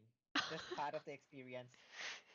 Yeah, it's such a zero that Matilda get fucked by, the academy was like all burnt out. Yeah, I like to play with backstory like that. Yeah. I can And I it's a can good see thing, that. you know? And also, like, it's very nice that I have 4 use of bardic inspiration at the start of the campaign. Yep. I'm gonna need Here, a lot of that. I'll send Fuck this to me. you. I haven't thought up of your second ability yet, Pat. So like, give me some time. I kind of want to see how you play as a bard first before giving you that ability. Oh Right. wait, this is not this. Don't look at that. That's for another player. It's too late! I take a peek, but it's okay. That's the wrong one. That's Ken and Guachas. It's okay. You Right. don't you don't Who believe is in strong. Mego Unga Bunga? It's Jay. What? Okay. Uh, Of course, it's Jay. Okay, there we go. All right. Now I can send this to you. Okay, Omsin, check Discord private Mhm. chat. Okay, I'm gonna read out to you what your manifestations are. I have to type this in, right?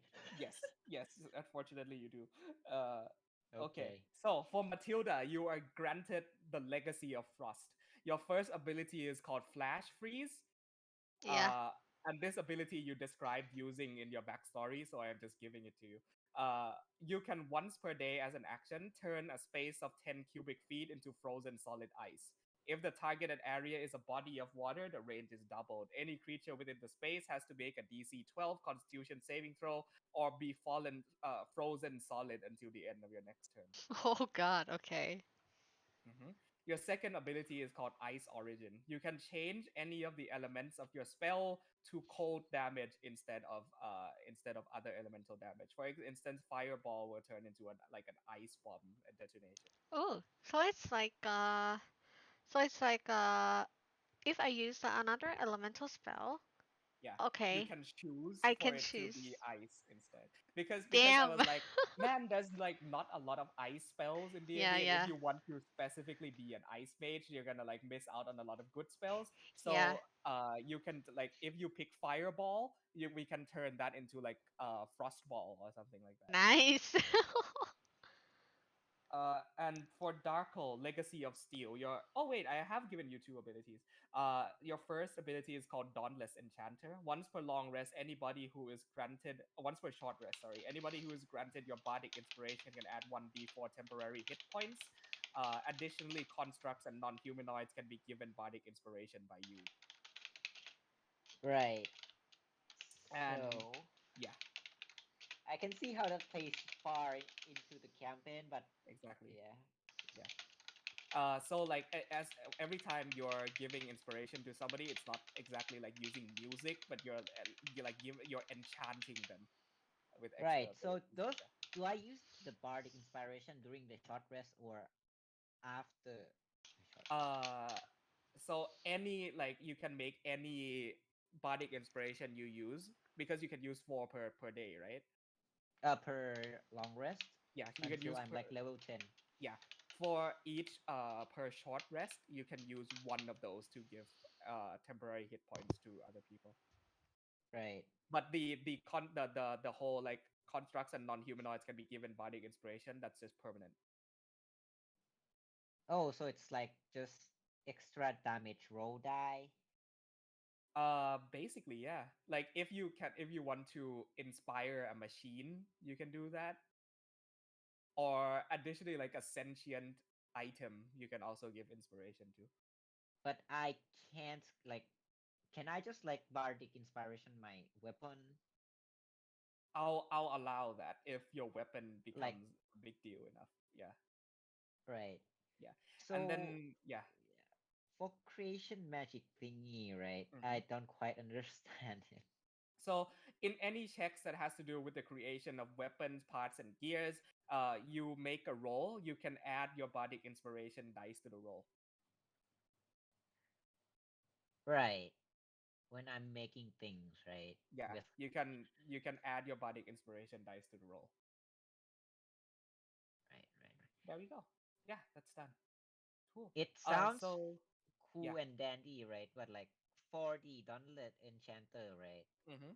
I feel that it might clash with the performance of creation that the College of Creation do. Oh, we might adjust that along the way then. Right. Rati? Yes. Yeah. What's up? About the what is it? The origin, the one Mm-hmm. that you told before, the legacy. Yeah. Where should I put these details in? You can put that in so in the bio page in additional features and traits. So like the middle Oh, box, you can put that in there. wait. Oh, In the lower right. yeah, lower right, lower right. Great. Cool. Yeah, and that's basically it for today. Yeah. Right. I guess I need to discuss with you a little bit. I guess you don't have any more time, right? I can still stay. We're gonna go back to the For other the call if you creation want. magic part, Uh huh. right? Mm-hmm. Um, I don't really need to do roll checks when I do Okay. like, but like we can do it this way maybe like since like the big plan of that we're planned up with like it Mm-hmm. kind of needs to be permanent, right? Because Mm-hmm. like the base, right? You just use your bardic inspiration, right? Yeah. Like as a cost, right? To create items. Yeah. I Well, see. Okay, got you. Okay, I well, think I actually, gotta go. See Okay, ya. thank you for okay. showing up. You were great. Yay. Thank you, Yeah. Crab. It was fun. Yeah, it was fun. Let's do that again. Yeah. All Well, right. session one will be the 7th. Yeah. So 7th of next week, July. the 7th of July. Yeah. Oh, okay. Cool. See you, see you. All right. Bye. Right. Okay. Uh, Session 1 will be on the 7th. Oh, I hope it's on the 10th so that I can do D&D without any worries. Maybe I can ask him. Hmm. That's fine. Okay, thank you so much for watching and see you. Oh, where is the ending? Okay, here. Okay, got it.